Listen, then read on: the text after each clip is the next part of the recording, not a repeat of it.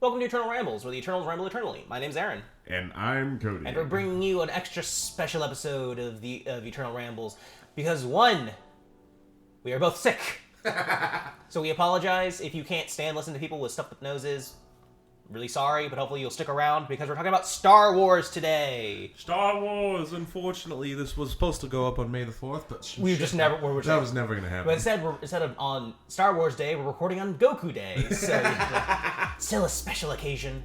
Yeah, talking about Star Wars on Dragon Ball. Ryan was supposed to join us. We were really excited for him to join us because he's a huge Star Wars fan. Unfortunately, some things in his personal life got in the way, so yeah. So just once again, it's gonna just be Coding and myself. Unfortunately. Mm-hmm. So I did prior week sat down and watched all 9 main episodes of Star Wars. I didn't watch Rogue One or Solo again. I still haven't seen Rogue One, but like episodes 1 through 9, I rewatched, so they're very fresh in my mind right now. Kodig only watched A New Hope and Empire Strikes Back recently, only because he happened to be home whenever I was watching those movies. Yeah, exactly. So, it's been a long time since I've seen most of the other Star Wars movies, but I still have a lot of memories of them. And plus, I did watch, all the shows, and I've watched Rogue One and Solo. Mm-hmm. I didn't watch Rebels though, because Rebels is dumb. Yeah. To be fair, this is not just about the movies. This is about Star Wars in general. Yeah. But it's always nice to have a little primer to like where it all began. Yeah, exactly. Where it all began, A New Hope, otherwise known as meh. Otherwess known as Star Wars. The movie. No, it was just Star Wars. Yeah. Yeah, back in 1976.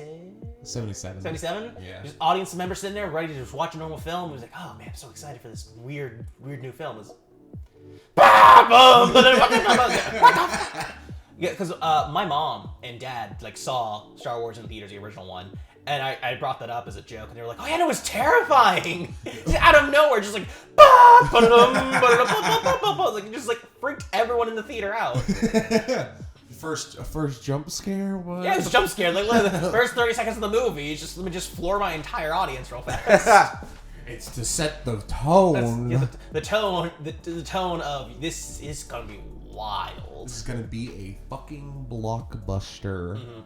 It is going to change the world as we know it, which it did. Cinema, more specifically. Yeah, but isn't cinema the world? No. God, I hope not. I wish the world could be more like cinema. I don't. Zombie apocalypse. Have you seen Zombie apocalypse? So, I'm going to start this off with my personal hot take. And I, funnily enough, everyone I've given this hot take to has agreed with me, but maybe the internet will disagree. The Star Wars movies are, and have always been, the worst parts of the Star Wars franchise. Oh yeah, no, 100%. They are at best springboards for the more interesting aspects: the comics, the video games, the shows, just everything else are way more interesting than the movies, which is fine because the movies are meant to be more of a general audience. Almost anyone can enjoy these movies, which is fine for a starting point for a franchise. Yeah, exactly. I personally kind of agree with that opinion. It's one of those things when it comes to Star Wars extended universe. What? Oh, okay. Yeah, one of those things that when it comes to the Star Wars extended universe, it's I know a lot of it isn't canon anymore, which is fine, but the way Star Wars, in my opinion, really should be experienced is going into it with the idea that these things don't necessarily need to be connected. It's just multiple stories in the same universe. Yeah. And that's what makes the best Star Wars stories, in my opinion. That's why Andor is so good. Why so many of the books that don't have there was one that was a zombie plague that was taking over an Imperial prison. Mm-hmm. And it had nothing to do with any of the main characters in any of the Star Wars movies. Mm. And it was really good because I think one of the things, it's the Star Wars universe is just such a good universe to base a story in. Yeah, you can make whatever kind of story you want in the Star Wars universe. Exactly. And it will, you can do like a heist film, a good versus evil story, a murky political drama, an Old West cowboy / samurai story. All of it, a plucky kids show. Yeah. All of it works in the universe of Star Wars. Honestly, the worst shows and worst stories, which is hilarious when you think about it, like the lowest rated stories are always the ones with like main characters in them.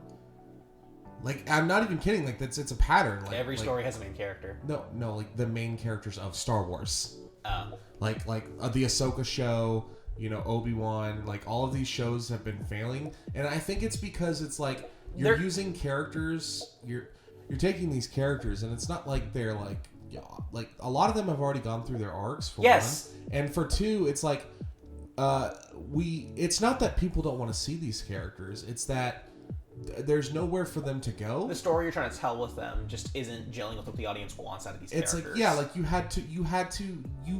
literally, for the Obi-Wan show, they had to regress Obi-Wan's character for that show. I don't want to say they regressed him. It's along the lines of he had a fall after, obviously, you know, his encounter with Vader and everything. Yeah. But again, this little thing where it's like, okay, we see Obi-Wan in the original the prequel trilogy.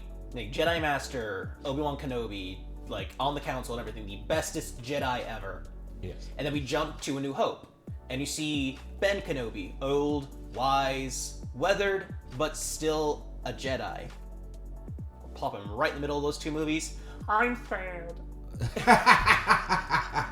I mean, to be fair, he was sad in the originals, but... Yeah, but this is different sad. Yeah, it was like 30 years. I killed my own brother. I never wanted to see an Obi-Wan Kenobi who had closed himself off from the Force. Yeah, that was just... No. Like that... That did not fit. Thing is, though, us seeing a glimpse into the 16-ish years of Kenobi's isolation on Tatooine, always being an arm's distance away from Luke, is not inherently a terrible idea. Like, one of the best scenes in Rebels was that scene where Maul tracks down Obi-Wan in the desert of Tatooine, and they have that whole encounter. Yeah. Yeah. But like, Leia in a trench coat, like...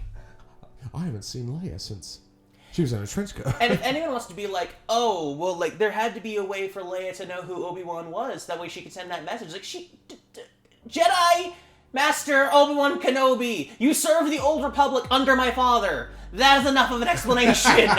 You're literally a living legend in the world of, like, everything. Not only are you a legend because you're a Jedi, not only are you a legend because you're a Jedi Master, you are General Kenobi. Lord of Sass. Dude, the negotiator. Literally, there is in the novelization of Episode 3, there's a line in the book. So it's like Kenobi and Skywalker and Kenobi, the two names becoming a single word in the mouths of the people of the galaxy. Exactly. These guys were in Heroes. Like, how soon they forget. Like, these were guys that pulled off insane, crazy shit all the time. And let's not forget, this was less than 16 years ago. Yeah, and let's think about that kind of makes it weird, because it's like... Han Solo was definitely old enough to have been alive during the Republic before. Wait, it couldn't have been 16 years. There's no way Luke's 16. Is he? I said ish. And I can look it up real fast. How old is Luke? Yeah, I'm actually kind of curious, because that would mean Leia would be 16, and that would just be She weird. was like 10, I think, in Kenobi. That would just be weird. Because they're twins, obviously, which means they are the same age. Have to be. Yeah. By definition. 19. Okay, that's more reasonable. I was like, damn, Han, fucking liking them young there, boy. Well, the thing is, though, even so, like, to be fair, he didn't actually get with her until she was 21, 22. So. Oh yeah, that was 3 years later. Three-year gap between A New Hope and Empire Strikes Back, and Han's like, yeah, you know, I still got this debt to pay on Jabba. It's like, you got paid at the end of A New Hope. You couldn't just light speed warp to Tatooine real fast. Here, Jabba, here's the money I promised you. Bye! And then rejoin the fucking rebellion? What the fuck is wrong with you, Han? I remember whenever we were watching that. Because, like, the Imperial's gonna chase you all the way to Tatooine. You're the Millennium fucking Falcon. I remember when we were watching that, Aaron was like, If they don't, if they don't have a single line of dialogue explaining why Han didn't pay back Jabba yet, I'm gonna be upset. And then he was just like, oh, yeah, he's been helping out the rebels, setting up the stuff immediately after. I was like, if it's been like 6 months, like yeah, you know, and then I looked, I was like, oh yeah, 3 years. Like, excuse 3 years. Excuse me. You were sitting with your thumb up your ass the entire time. Like, what the hell is going on, Han? Also, the fact that it's just funny. It's like Han, who's like way more experienced. It's like oh yeah, Captain Solo, Luke, Commander Skywalker. It's like, quite the promotion there you got, bud. Well, I mean, Captain is actually higher than Commander. Is it? In Navy, in Navy terms, Captain is higher than Commander. Well, but in other, because Commander is 03 essentially, kind of like, because like, okay, so like in Army, right? It's like Lieutenant, Captain. Well, I'm thinking of, but like, in Navy, it's like Lieutenant, Commander, and Captain is like equivalent to like a colonel. Okay. Well, like, I just meant in the context, like, more like, is like Starscream was Commander Starscream, and he was literally Megatron's right hand. So, like, Commander sounds pretty high. Well, like, think about it like this: Commander Shepard is below Captain Anderson. Yeah, but again, that's the Navy, though. Like, everyone has their own ranks. In the Air Force, the Navy, the Army, the Marines. Like well, just yeah, they shuffle the ranks around. Yeah, I guess it depends. Like, in most places, if something has a commander, it's below captain. It's so weird to me how it's like, because I think it was in Rise of Skywalker, they mentioned like they don't have a navy that big, and they talking about the starfighters. I'm like, okay, so it is navy, which means commander is. Would that be a navy or would it be an air force? It would be navy. Because obviously, I know the navy ranks. has their own air squad. Yeah, it would be navy. It's navy ranks. They're like they're ships. They are star ships. Yeah. No, they're star cruisers is what they are. But what do you think a boat is called? A cruiser. Yeah, but still, it's such a weird context for it to be the fact of it's like. Well, they're not flying in space. They are flying in space. No, they're floating. No, they're flying. They're floating in space. Because they have to fly out of the planet into space. Yeah, they fly out of the planet, but then they float in space. Yeah, but you don't have a ship powering itself across land to then get into water. Well, it's still Navy though, because it's like they're like fucking so the Air Force aircraft carriers. So the Air Force just doesn't exist anymore, and the world of Star Wars is just all Navy. I mean, to be fair, it doesn't exist in Mass Effect either. It's the Navy. It's just weird. Essentially, the Alliance is basically just like everything just becomes one, and it's the Navy. But you would still have like ground troops and stuff like that. Like, yeah, but it doesn't matter because it's just one. It's just one branch. Well, no, because the clones are like it's the infantry, like literally like the 501st Legion. Like they do have like an army. Yeah, they have an army. And they have an army, Navy. And they have a navy, and which is like nothing else. Well, to be fair, that's like all you really need. Like Air Force can be combined into the Army or the Navy. In all honesty, it could. Like, that's what it was originally. There was no Air Force. It was just... Well, because planes didn't exist back then. Well, even... It was... until the 1940s, there wasn't an Air Force. It was like, there was planes already. It's just, you were either Army or Navy. They were crop dusters. They didn't have guns on them. No, they had guns in World War One. Yeah, they were, like, flying around like the Red Baron, like... Fucking 20 miles an hour. 20 miles an hour, half an hour, trying to hit one another.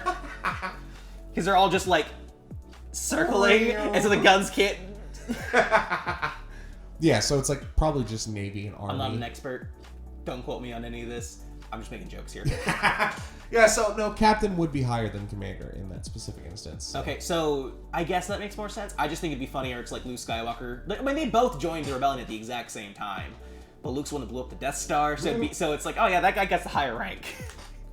Yeah, that makes sense. By the way, you know, some people on the internet were like, why didn't Chewie get a medal at the end of New Hope? He was there too. He was Han's co-pilot. It's like, okay. So at the end of Rise of Skywalker, Chewie gets presented. I'm pretty sure it's Han's old medal. I'm like, I don't know if that's insulting or not. A little insulting. A little insulting. It's like, oh, Chewie doesn't even get his own framed medal. And it's not even like a big ceremony. Everyone's like in the middle, like at the end of like Top Gun. Everyone's just like, yeah, and screaming and jugging and everything. And like somebody like Leia's like second in command or somebody that comes up to Chewie and they presents him the medal like very quietly, surrounded by other people. And he's just going, because literally all of his friends, except for Lando, are dead. Yeah. One of them died right in front of him. Yeah. And it was his best friend. Yeah. Yeah, because I mean, to be fair, Leia was not supposed to die. No, she was always intended to die in Rise of Skywalker. I will hold to that. Because I know they wanted to use Leia to turn Ben back to the side of light. But obviously Carrie Fisher died, so they couldn't record everything they would need for that. But having now seen the movie, and actually having my full opinion, Leia should have just been dead before the movie started. She did nothing in that movie that would have required her to be on screen for any of it. Yeah, fair enough. She should have just been dead. Have a scene where Rey, because she starts off the scene like meditating and being like, "Be one with me, kind of like doing like what Korra does and trying to get in touch with the previous avatars, like trying to get in touch with the spirits of the previous Jedi. And he's like, "They're not one with me." And then she falls to the ground, and then she'd have that scene, and then like there'd be like a tombstone. And then she's like, "Master, I'm sorry, I can't do it." And like talking to Leia, like seeking guidance. It's like, "I need you here with me. I need you to finish teaching me." Because Luke died in the previous episode, so she literally doesn't have like. There's no Jedi. There's no Jedi. There's no one to teach her. And I mean, there is Jedi, just like. Hey, Ahsoka, can you come train real fast? Well, Ahsoka's still alive. Somewhere. So, yeah, I mean, she was younger than Anakin was. Yeah, well, I mean, she's definitely older than Luke. Well, by a lot, yeah. Yeah, by a lot. But I don't know how long those species live. Yeah, I don't remember her species name, honestly. I have no idea. I don't know how long their species lives. No idea. I mean, at least human length, probably, but like maybe longer. But yeah, Ahsoka's out there somewhere. And so is what's his face from Cal Kestis. Where are you? What are you doing? Yeah, Cal Kestis is alive. Did you know? And he's canon. Apparently, in the second game, like Cal embraces the dark side and gains the power to freeze time temporarily.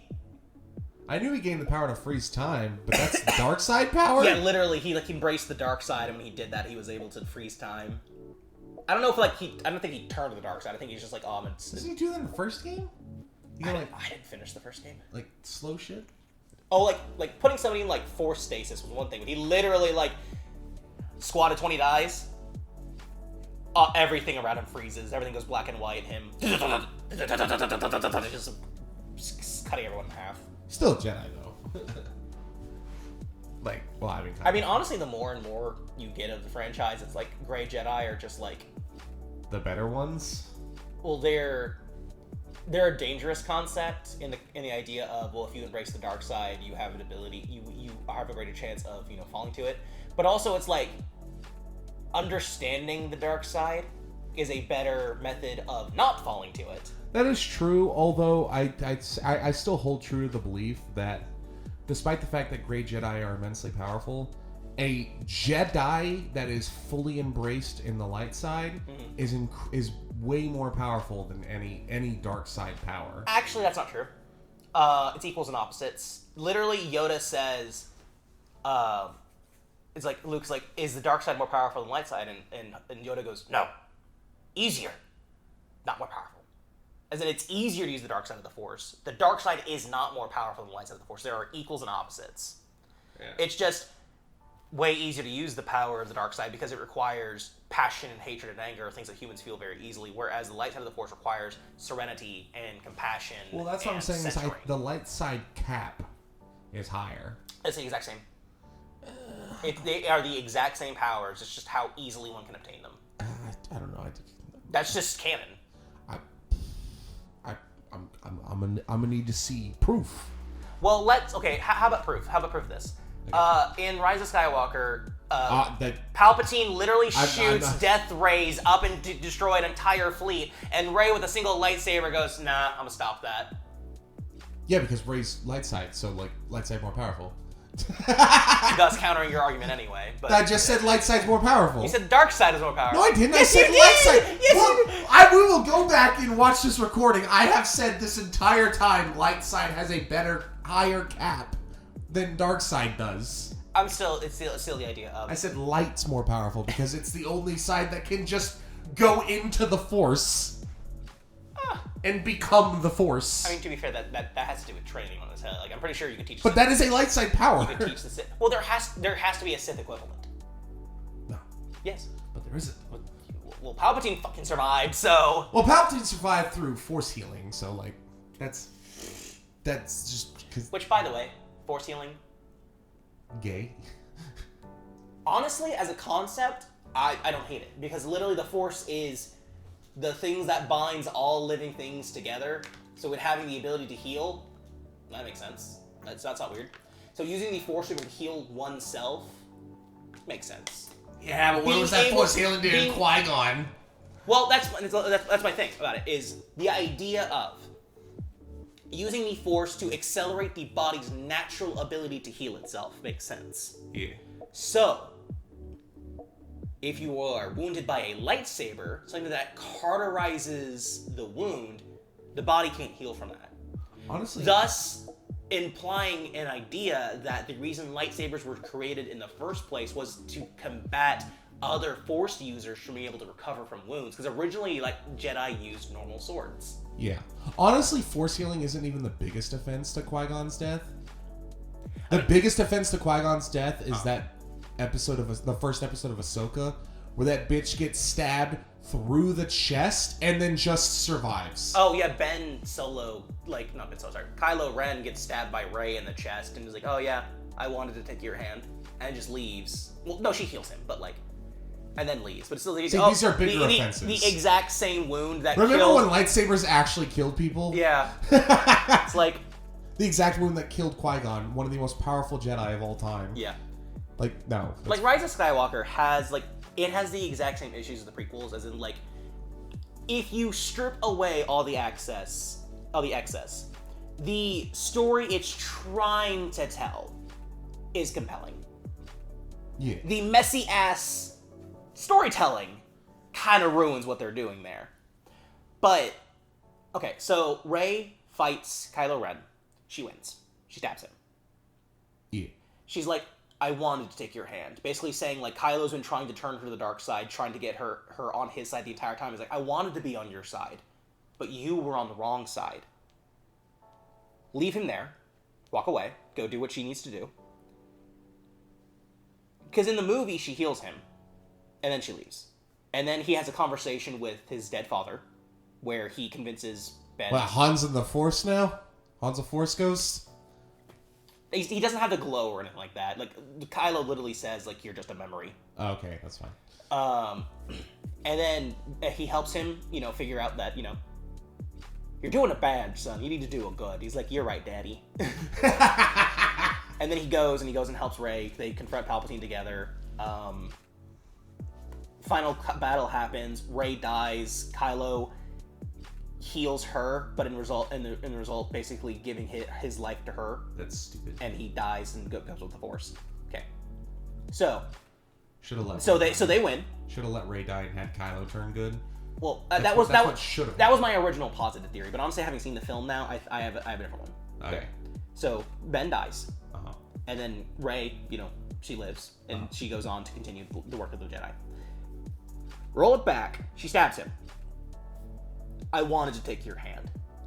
Leaves. Ben is sitting there, or Kylo is sitting there, dying, just contemplating everything that he's done. That's when Han shows up. It's like, hey kid. Because he's dying, so he's seeing his dead father. Uh-huh. And they have this whole conversation, and he's like, it's too late. It's like, no, it's not too late. And then you see, it's like, your son is dead. No, Kylo Ren is dead. Ben Solo still lives. Ooh. And so he gets up, and he goes. Movie goes on. He goes. He helps Rey. They confront Palpatine. He still has the wound. He's still there, but he's basically using the Force to sustain himself. Just like being like, I'm not dying yet. Nope, not done. Gotta keep going.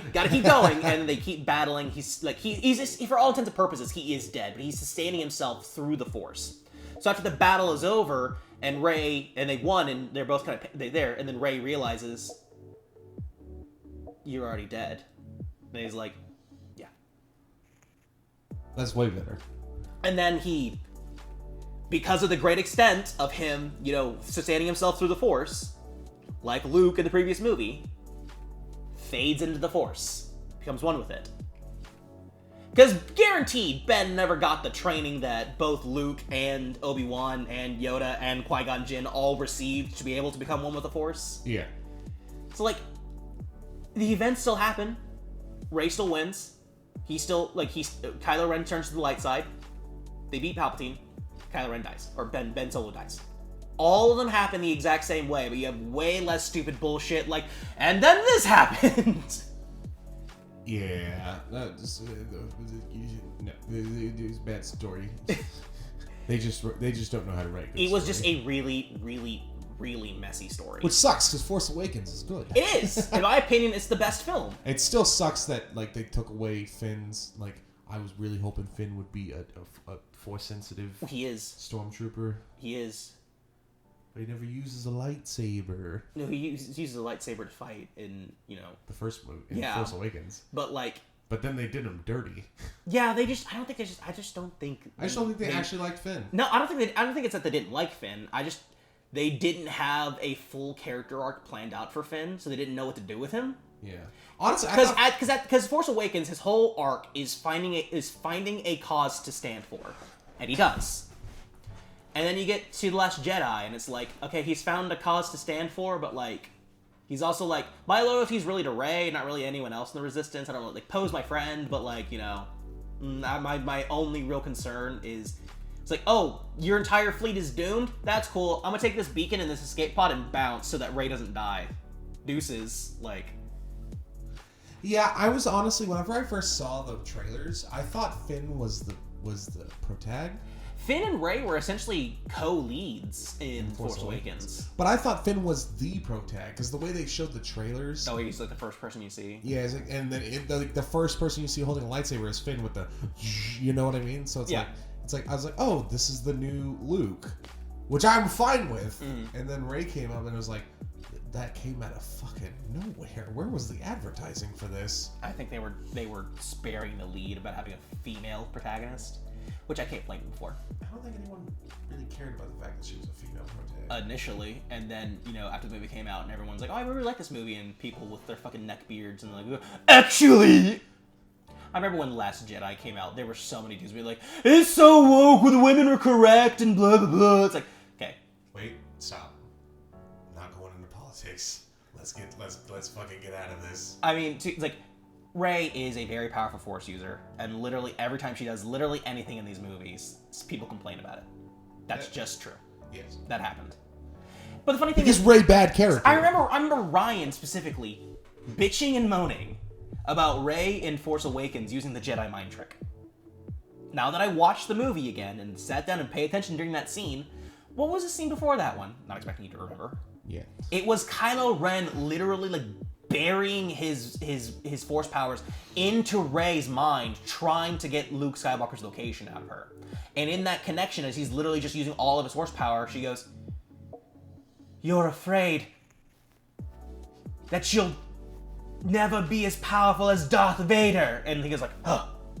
So it's like, so all that presence in her mind, using the Force to like try to manipulate her thoughts, like she was there in that connection, so it gave her an idea of what it could be like to use that power. And she used it on a stormtrooper, notoriously weak-willed, susceptible to mind tricks, because they want brainless soldiers, essentially droids in human clothes. Yeah. And she doesn't get it on her first try. She goes, "You will unlock these binds and open the door." "What did you say to me?" And he walks up to her and is like, "You will unlock these binds and leave the door open." "You will unlock these binds and leave the door open." "I will unlock these binds and leave the door open." And then she goes, "You don't want to sell me death sticks." And then she goes, "And you will drop your weapon, and I will drop my weapon." Like, okay, that part, cut that little part. But like, that whole scene, like her using the Jedi mind trick in that instance, I think that's fair. Yeah, it's just I think the problem with the new Star Wars movies is they always just push it one step too far. Okay. Like, just in every aspect. It's like everything that they do good, they just push it like that one step too far. Yeah, they just take it one step too far. It's like Luke Skywalker, Anakin Skywalker, Rey Skywalker. They're all fucking... That's fucking stupid. That I don't like. There is no fucking excuse for that. Like, Rey Skywalker. Like, Rey why? Skywalker. Why? Why take up the sky? Like, there's no. You should have been Rey Organa. Yeah. Like Leia was your real master. She's the one that actually fucking trained you. What? Was that Luke? Luke gave her 3 lessons, and then he died. And then Leia took over. Weren't those like the most important ones or whatever? No. he taught her the nature of the Force, what it actually is.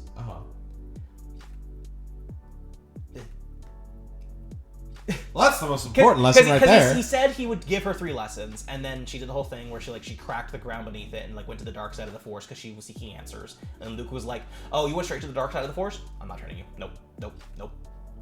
And Rey does go to the dark part of the island to try to find answers because it's the dark side of the Force can reveal the nature of her parents, where they are, who they are. I think it's funny how Yoda's actually gotten wiser in death. Yeah, because he was like. I just let them burn. Yeah, I was like, the sacred text. It's young Skywalker. I'm going to end it. I'm going to burn the temple and the sacred text inside of them. Luke stops before doing it. Yoda raises his finger, lightning bolt. It's like, missed you, have I, young Skywalker? The sacred text. Oh, read those sacred texts, have you? Page turners. They were not. It's but wisdom they hold, yes. But nothing in those books does the girl Rey not already know. Which is so infuriating that Yoda says that. It's yeah, the ancient wisdom, they hold wisdom. These are the original writings of the original Jedi who unraveled the mysteries of the Force. We know all this. Yeah. There's really nothing in there that, new Jedi really need to read as long as they're being taught by a previous Jedi. Somebody who's starting from scratch, yeah, it can be helpful to them. But, she's... in that one lesson Luke gave her, it's that's basically all she needed to know. Yeah.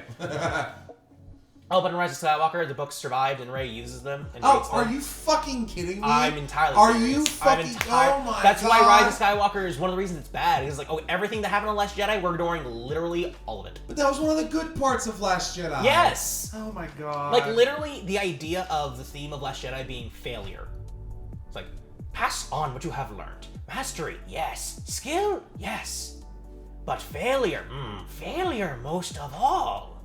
The greatest teacher, failure is. Yoda would know. The entire point of Last Jedi is showing, yes, you failed. Yes, we failed. But that failure is a lesson that we can pass on so that they do not. If the rumors are true, which I've heard a lot of rumors about it, apparently they're planning on eradicating the sequel trilogy, from Star Wars canon. Which on one hand, I'm like, don't eradicate it, just remake it. Remake all of them. Yeah, remake all 9 movies as animated feature films. Remake all 9 of them with the context you have for where the series goes. In the style of Clone Wars. And yes. 2D or 3D, I don't care. Just remake all of them. Make them more consistent with one another to tell a full, cohesive narrative across all 9 movies. Yep. And you'll be fine. And just make the lightsaber battles more interesting in the originals. Yes. You can actually have an interesting battle between Ben Kenobi and Darth Vader in A New Hope. Kenobi. Instead of just being just wiggling sticks at one another. Lord Vader, we're detecting high levels of sass? I feel a presence, one that I've not felt since. Walks away, literally the complete wrong direction when Obi-Wan Kenobi and that presence you're sensing is right in front of you in the Millennium Falcon. Those movies aren't flawless. I don't care what anyone... people can say it's a perfect movie. Now, perfect movie does not mean it's a flawless film. It just means it does absolutely everything it needs to do. In the importance of cinema, A New Hope is a very influential film. It's very important to... Oh, absolutely. It's not a perfect movie. Yeah, no. Honestly, it's really funny because, if you really think about it, you don't really get to see how powerful Vader is until extended universe lore. Yeah. Vader in those movies, is not strong. Mm-hmm. Based on examples. I mean, literally... what we see him do. It's in Rogue One where we see, somebody launch an escape pod and Darth Vader catch it, right? I think so, where it's just yeah. It just catches it. Yeah. Well, in Rise of Skywalker, we see Rey and Kylo catch starcrafts from taking off and uses the Force that way. Well, there's a scene later on in the movie where Kylo is chasing Rey, and she has to jump into the Millennium Falcon from, the launch deck of a Star Destroyer, and Kylo is right there. They're so close that when the Millennium Falcon fires its jets, it knocks all the stormtroopers over, and they dash off. I'm sitting there Kylo, Why did you catch that one? Yeah, you could have easily stopped You that. could have stopped that. That's what the problem with introducing powers to the Jedi and the Sith. Like that, where it's like, oh, I'm just gonna catch you. Like, Star Destroyer literally brought down a fucking Imperial Star Destroyer. Or what? Star Killer. Star Killer brought down a fucking Star Destroyer, and we know without a doubt that Vader is more powerful than Star Killer is, and we also know without a doubt that Luke is more powerful than Vader. Yes. So like, these people can easily do this shit. Also in Rise of Skywalker, out of nowhere, like, oh yes, Rey, you and I are dyads in the Force. The fuck's a dyad in the Force?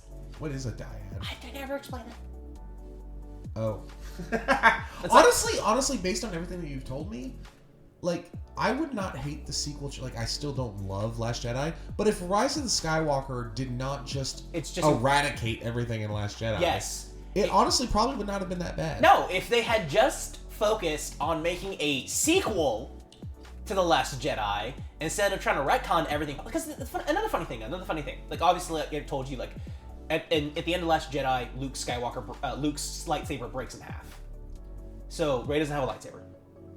Okay, jump to the beginning of Rise of Skywalker. Luke's lightsaber is fixed, completely intact. No weld mark, no nothing to signify that it was once damaged and they fixed it. Doesn't she get a yellow lightsaber? She built. That's her own lightsaber. She builds for herself literally at the end of the film. Oh. Off screen, she builds it. She's like, oh, okay, I'm gonna have my own lightsaber now. Kylo Ren, who broke his helmet in Last Jedi, we get a whole scene of his helmet being repaired and like with like red like welding marks on it. So he puts it on. It's like you can tell it's like it was like machined back together. It's like, so we get a scene of seeing Kylo Ren fixing his helmet, but we don't get a scene explaining why Luke's lightsaber is now perfectly intact. And it makes even less sense that they kept Luke's lightsaber intact because we find out Leia had her own saber that she could have just given to Rey and that could have been her saber for the movie. Or because we basically explained that Rey's training is basically complete. She's a Jedi Knight now. And what's the last step of being a Jedi Knight? Building your own lightsaber. Yes! So, like, why?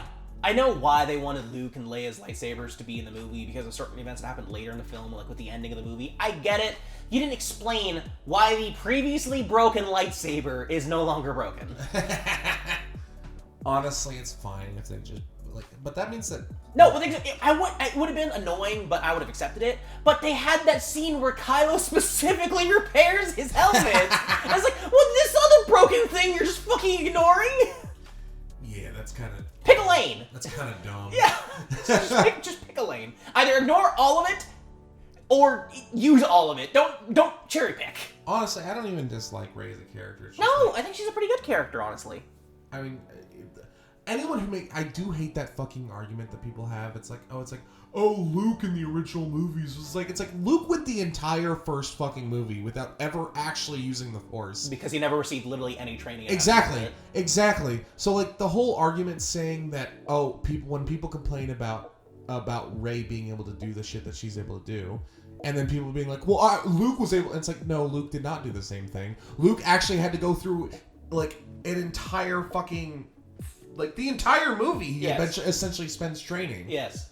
And while everything else is happening in the background. Mm-hmm. So like, no, he doesn't just figure it out by himself the way Rey does. Mm-hmm. However, I'm not saying that that's necessarily bad. I just hate that argument. It's like no, Rey being a Mary Sue is a perfectly valid argument. And you can't use Luke as the counter argument because he doesn't figure that shit out immediately. All Star Wars protagonists are Mary Sues. Oh, yeah. How absolutely. did Obi-Wan Kenobi defeat a Sith Lord when his own master couldn't do it? Oh, yeah. Yeah, he beats Darth Maul in a fight, one-on-one solo, when Qui-Gon couldn't do it. He fought dirty. He didn't. He had the high ground. It's like, guys... He literally did what Anakin did. Yeah, but he expected it this time. But he won. Okay, they're all Mary Sues in their own way. They pull off bullshit things that no one's ever seen before. They're powerful, they're skilled, they're ingenuitive. They're all the same. Get over Luke it. Doesn't. Not in the first two movies. Okay, when he uses the Force to grab his lightsaber to himself, we have not seen anyone ever in those films. And remember, ignoring expanded canon, looking at these films just as they are. Yeah. How did Luke know that he was going to be able to summon his lightsaber to himself? Well, to be fair, there has been 3 years passed between A New Hope and that, so like... Yeah, but very clearly Obi-Wan hadn't been talking to him in those 3 years. Because when he sees Obi-Wan, it's like, Ben? It's like, very clearly he hadn't... The last time that he talked to him was Obi-Wan being like, Luke, use the Force. The Death Star needs to blow up. You need to use the Force, bud. Use the Force. Use the Force. Well, then that's referenced as we know, because he used the Force to push the missiles down. Well, he didn't use the Force to push the missiles down. He used the Force to aim the missiles. Yeah, so he would know that he can manipulate objects with the Force. That was him feeling the Force. That was not him like, okay, I'm not even going to pull the trigger. I'm just going to use the Force to just push them down. And like, it's one of those things where it's like having an idea of what the Force does and using your own curiosity and methodologies to expand, like, is this possible? They all do that. Yeah. So I don't think so the whole thing is like, oh, and plus he was Ray does this. Okay, he was a little desperate. Let's be honest. He's like, if I can't get that, but let's also not forget, Luke had no idea what the Force was. He didn't literally Obi-Wan's like, oh, the Force, a Jedi's ally. Like, he didn't have any context of what the Force or what the Jedi could do. Oh, absolutely. Ray grew up on the stories of Luke and the Jedi and all this. She's like, oh my god, you're Han Solo! Like, she knows all these stories. She knows what Jedi can do. So, like, the idea... And also, remember, when she had the whole mind meld thing with Kylo, and it's like, oh, I'm feeling your mind. I'm feeling the weight of the Force. Oh, no. I'm getting a concept. I agree with you. I'm not saying that what she did was inappropriate. Was infeasible based on what's happening. Yeah. What I'm saying is I hate the argument that people make when people say that she's Mary Sue. I'm like, okay, well, do you present your argument? And then people's counter argument is, well, Luke could do, and I'm like, no, that is not a good counter argument, because Luke could not do the same things that she could do at this point in time. Like, Luke did not even figure out how to really use the Force until the 3rd movie. Like, the entire 2nd movie is him training. Yeah. Is the entire 2nd movie. Mm. Like, besides the opening in Hoth. Like, that is pretty much the entire movie. And even then, he doesn't fully figure it out. I mean, to be fair, you can make the argument that most of Rey's experience in the 2nd movie is also her exploring her abilities in the Force, and in the 1st movie, she doesn't know what she's doing either. No, I agree. It's just like I'm not saying. What I'm specifically stating is that it is a bad counter argument to say that Luke is comparable to Rey in that specific instance. But what I am saying is that, I agree with you that Rey is not as... She's an equivalent to literally every other... Yeah, exactly. Protagonist. That's what I'm saying. It's like, but I hate that counter argument of just using Luke. It's like, it's not a good counter argument. If you're gonna make a counter argument, be like, well, make the counter arguments of how these are feasible. Like, for example, the counter argument that you made, it's like, well, the reason why she was able to do the Jedi mind trick is because she literally had someone fucking in her mind with the Force. Yeah. So there's context. That's a counter argument. Yeah. Not being like, well, Luke were able to pull lightsaber fucking episode 2. No, yeah, that's the whole thing was like Luke is not a good counter argument. I'm like, well, if you're comparing specific feats and specific points in films, yeah, I feel like there are equivalences. So I think it is in that context. It's not a good counter argument to just blanketly say. But if you do direct 1-to-1 parallels, it's like, Luke and Rey did the exact same equivalences in these exact situations, because the first film they have no idea what they're doing. Second film they receive some training, and the third one's they've received their training and now they're using their powers. Yeah, because the sequel trilogy is a retelling of the original trilogy. It is, but it's not it's a bad retelling of the original trilogy. Except the first one. No, which is better than Force Awakens is just a superior New Hope. And it's not even a Don't chop our heads off. It's not even okay. The reason why it's better, guys, in our opinion, is because it was made not in the 70s. So they had a higher budget, better technology. Not to mention they'd had 6 movies under their belt. Yeah. So they're like, okay, we know what we want this movie to be. I mean, I know my favorite Star Wars movie, but you'll get that. later. Yeah, later. I'll just say it now. Yes, because we're not going to make that video for a year, so, like, what does it matter? Yeah, I'll just let you guys know. We are intending on making a video, a council countdown ranking all of the Star Wars movies. And again, the main 9 films. We're not going to include Solo or Rogue One or any other film that pops out. Just the main 9. And we're gonna get fucking scolded. Well, it's Star Wars. If you place any movie literally anywhere someone's gonna be mad at you. Yeah. Attack of the Clones is number 1. Just now Ryan is gonna be probably mad at some of our places. Yeah, Ryan is 100% gonna be mad at some of our rankings. But like that's just it's our rankings. Oh my goodness, that's gonna be fucking beautiful. Not to say that we're gonna talk purely about the main 9 films in this podcast, but like they're kind of the big thing in Star Wars. Honestly, they're the most to complain about too, because like Clone Wars is just good.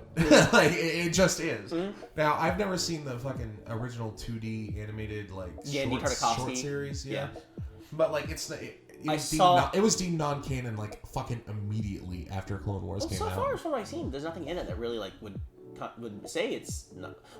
They do pull off a lot of fucking insane shit. Well, that doesn't. And Grievous literally kills like 20 Jedi by himself. Well, yes, but that's honestly because that Clone Wars is trying to be like Jedi are powerful. Yeah. Like there's a whole scene where it's just Mace Windu taking on an entire army of droids by himself without his lightsaber. I'm like, yeah, he could do that. Yeah.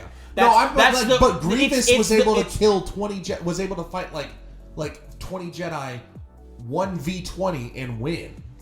Now, on one hand, that does go to show, be like, yeah, Grievous is strong. Yeah, he's the general of the droid army. He is a Jedi killer. He's been specifically trained in the art of killing Jedi by Count Dooku. You would need a general powerful enough to go and fight Jedi. Yeah. Otherwise, what's the point of your general? I have been trained in the arts. In your Jedi arts. In your Jedi arts.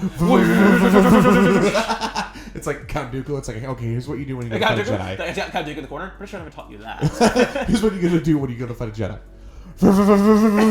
Are you taking notes? Yes. That's another thing that always bothered me in episodes 2 and 3, where it's like, and again, this isn't for. I tried to judge these movies only on information presented in the films, trying very hard not to reach for extended universe canon to like explain, because a lot of these films came out before that extended universe bullshit came out.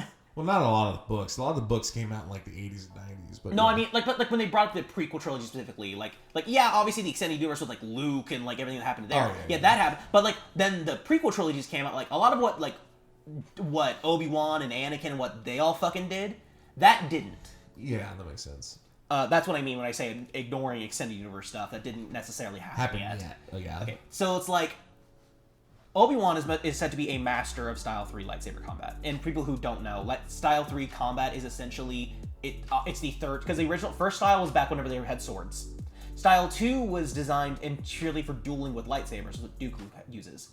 Style 3 pure defensive. It should focus on defense, like about being able to deal with not only lightsaber but also blaster fire, because that was a big problem. Yeah. And then Style 4 was like whatever works: punching, kicking, biting. Or was that Style 5? That might be Style 5, because that was Yoda what did that. Anakin was Style 4, I'm pretty sure. Yeah, I thought it was funny because like I saw that one duel that someone pointed out. It's like how brilliant of a, because Count Dooku is like the best duelist of all time. Well, also his lightsaber literally has a switch on it that will like literally extend and retract it, so he's literally like dueling with like as if it's a rapier. Yeah. And like fucking with his opponent and being like, oh, is it no? Yeah, so it's like it was a duel from Clone Wars where it was Anakin and Obi-Wan fighting against Dooku. Mm-hmm. And it was like, look at how brilliant Dooku is. He's literally putting Anakin on the defensive and Obi-Wan on the offensive. Yes. He's forcing them into the into their styles that they're not used to. Exactly. That's fine. Like, I'm okay with Dooku being an incredibly skilled duelist. What I've never liked, in the movie specifically, and again, this is me pulling context from outside the films. Like, Obi-Wan's like a master of Style 3. He's like, walk through entire battlefields untouchable. Yes. Every time Dooku and Obi-Wan fight in episodes 2 and episode 3, 30 seconds. He lasts 30 seconds and immediately gets chumped. To be fair, Dooku... Can we show Obi-Wan being an actual skilled lightsaber duelist? Like, okay, he beat Maul. Okay, fine. Dooku bitch slaps him twice, and then he has to face fucking Darth Vader and win that fight. Can we show him actually being skilled at fighting, please? I mean, to be fair, he wins the fight against Vader. And he beats Grievous, but again, he shot Grievous. In the chest. Yeah. It's like, it just bothers me personally. It's like, can we just see Obi-Wan styling on people, please? Like, well, out of his 3 fights in the films, he won 3 out of 5. That's pretty good. It's like, yeah, but then he fought Dooku, and Dooku just backhanded him, and that... and there Obi-Wan is, on the ground, his natural state. You're... Can you control your arrogance here? Like, Kenobi, control your apprentice's insolence. I'm trying to concentrate. Anakin, what? Control your insolence. The Count is concentrating. Master, what's the height of stupidity? Anakin, how tall are you? Oh my god, I fucking. Because that bot in episode 2, where it's like, it's like Anakin, you need to think and focus before you act. Padme's about to be assassinated by those bugs. Anakin defeats the bugs. Obi-Wan sees the droid, jumps out the window, catches the droid, almost dies. Anakin catches him later on. It's like, great, you lost her. Sorry, master. It's like, every time, can you just follow my orders in the simplest? Excuse me, jumps out of the cart. Like, I hate it when he does that. Like, Obi-Wan, not 2 minutes ago, you jumped out a window at a droid. No shot. If Anakin had been the one to do it, it would have made perfect sense. Why was Obi-Wan the one that jumped out the fucking window? Anakin, use the Force. Think. Think! No! What the fuck? Oh my god, Anakin is so fucking no think, just do. Well, that's the funny thing about episode 2. It's like, I agree with people, like, a lot of the stuff that Anakin and Padme, a lot of their scenes together. Oh, that's like brilliant! Their ship name is it's anime. Put it on a shirt.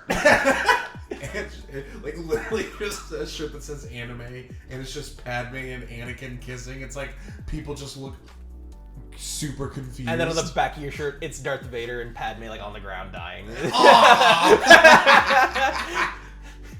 And it just says Padkin. Oh my god, that's awful. Oh my god.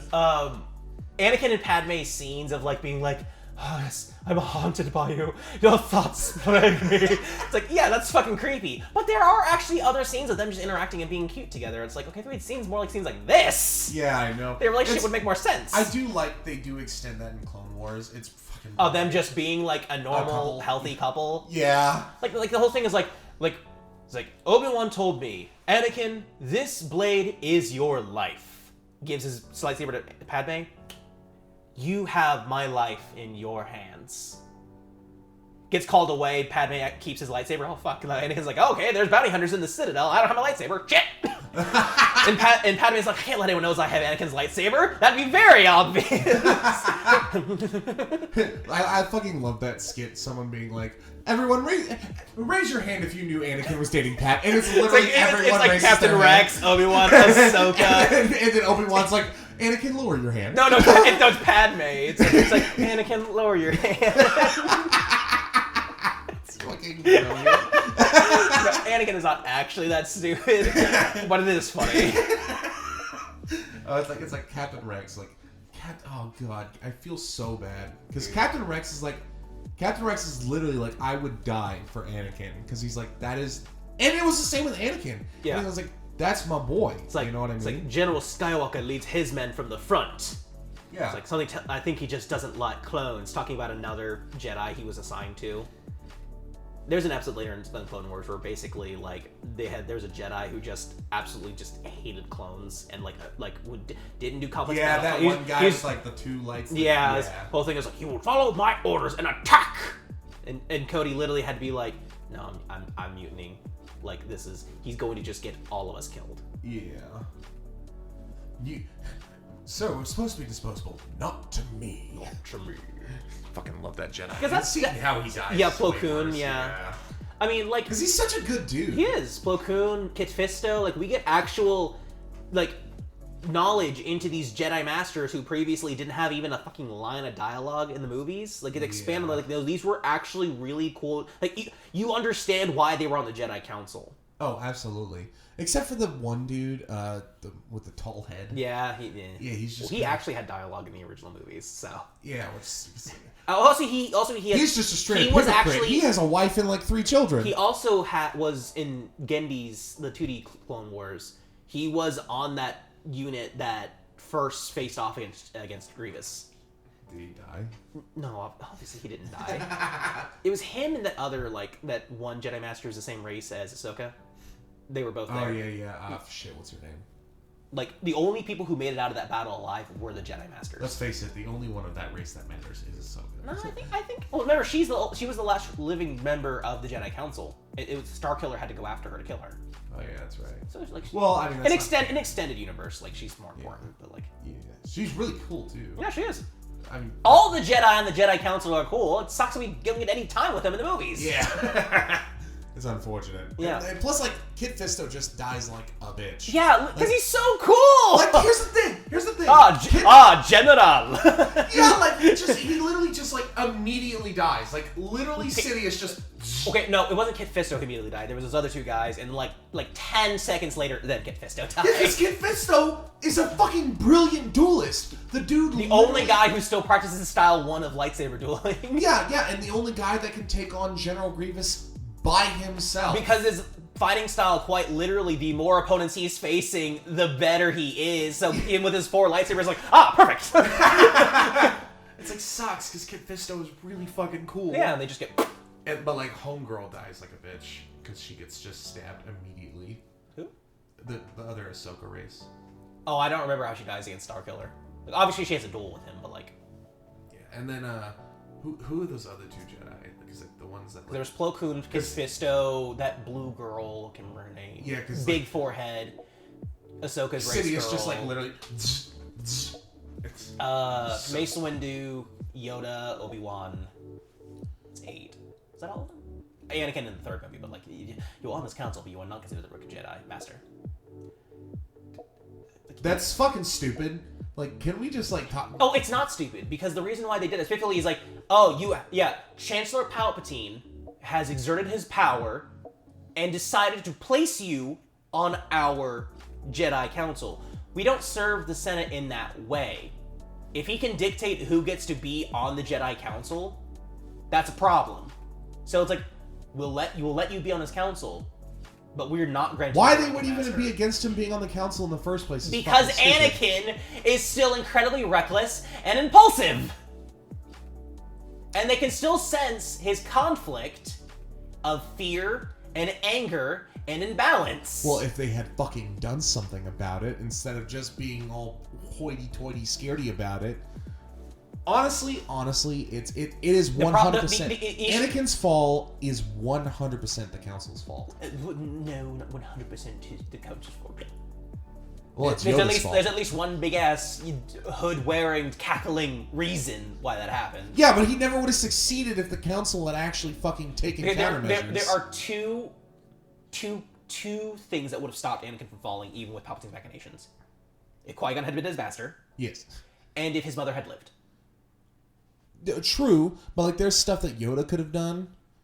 Mace Windu could have done. Yeah. Honestly, like if well, the thing about it is, if you see Anakin in Episode 2 and how he's constantly bitching and moaning about Obi-Wan's holding me back. The Jedi are just jealous of me. I should be more powerful than this. Like. Yeah, no fucking shit, they don't trust Anakin. Like, all he does... Yeah, but after all the shit in Clone Wars... That was him just being a warrior and him being a leader and being a soldier, essentially, not a Jedi. Well, just being a good person? Yeah, because you can't be a good person and a Jedi. Things like Jedi are all about compassion. But Anakin is fueled by compassion, anger, and a fear of losing those close to him. And Jedi should not be influenced by those 2 things. Let go of your attachments. Honestly, Anakin really should have just been a great Jedi. And if Qui-Gon had been his master, yeah. He would have been. Which is why Ahsoka's a great Jedi, because it's like she was taught by Anakin, who just couldn't quite grasp. He just didn't trust the Jedi Council. Like, he understood the Jedi Code and what it stood for. But the reason... Honestly, if the council weren't so fucking hypocritical, he probably wouldn't have fallen either. Well, like the reason why the Jedi Code is so stringent is because Jedi are so powerful. Yeah, no, it makes sense. It's just like if they weren't so fucking hypocritical, or maybe if someone had taught him like Qui-Gon, been like, yeah, the code is this. That doesn't necessarily mean you need to follow it. The Jedi's creed and guidelines. Then the Gray Jedi's creed are two different creeds. Yeah, I know. And also, let's not forget also that Anakin did start training way older than he should have. For him to actually... Because, like, the reason why they don't train younglings after a certain age is because younglings...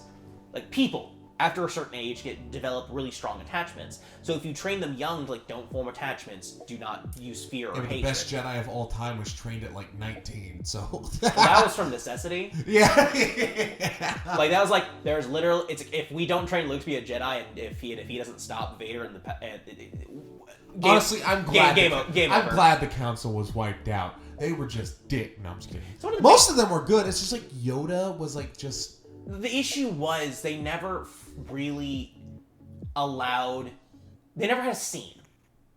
A scene between Obi-Wan, Mace Windu, and Yoda where they sat down and talked about Anakin.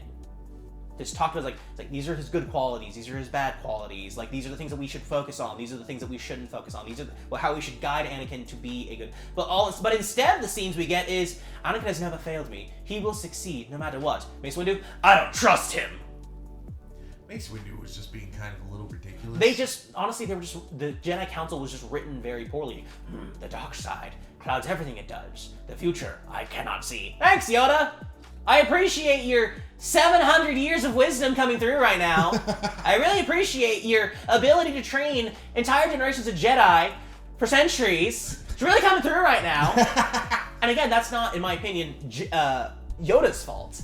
Honestly, because as we see in the Clone Wars... Honestly, Sidious would not have succeeded, and this is like just straight up, Sidious would not have succeeded if Mace Windu had just taken him to jail. Straight up!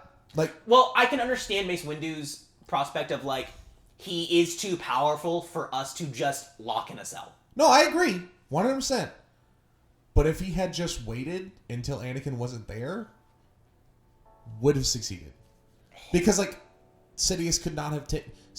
That whole thing with Vader and all that, Sidious could not have, like, rescued him and then couldn't have come to power and everything. If Mace Windu had just waited to kill Sidious...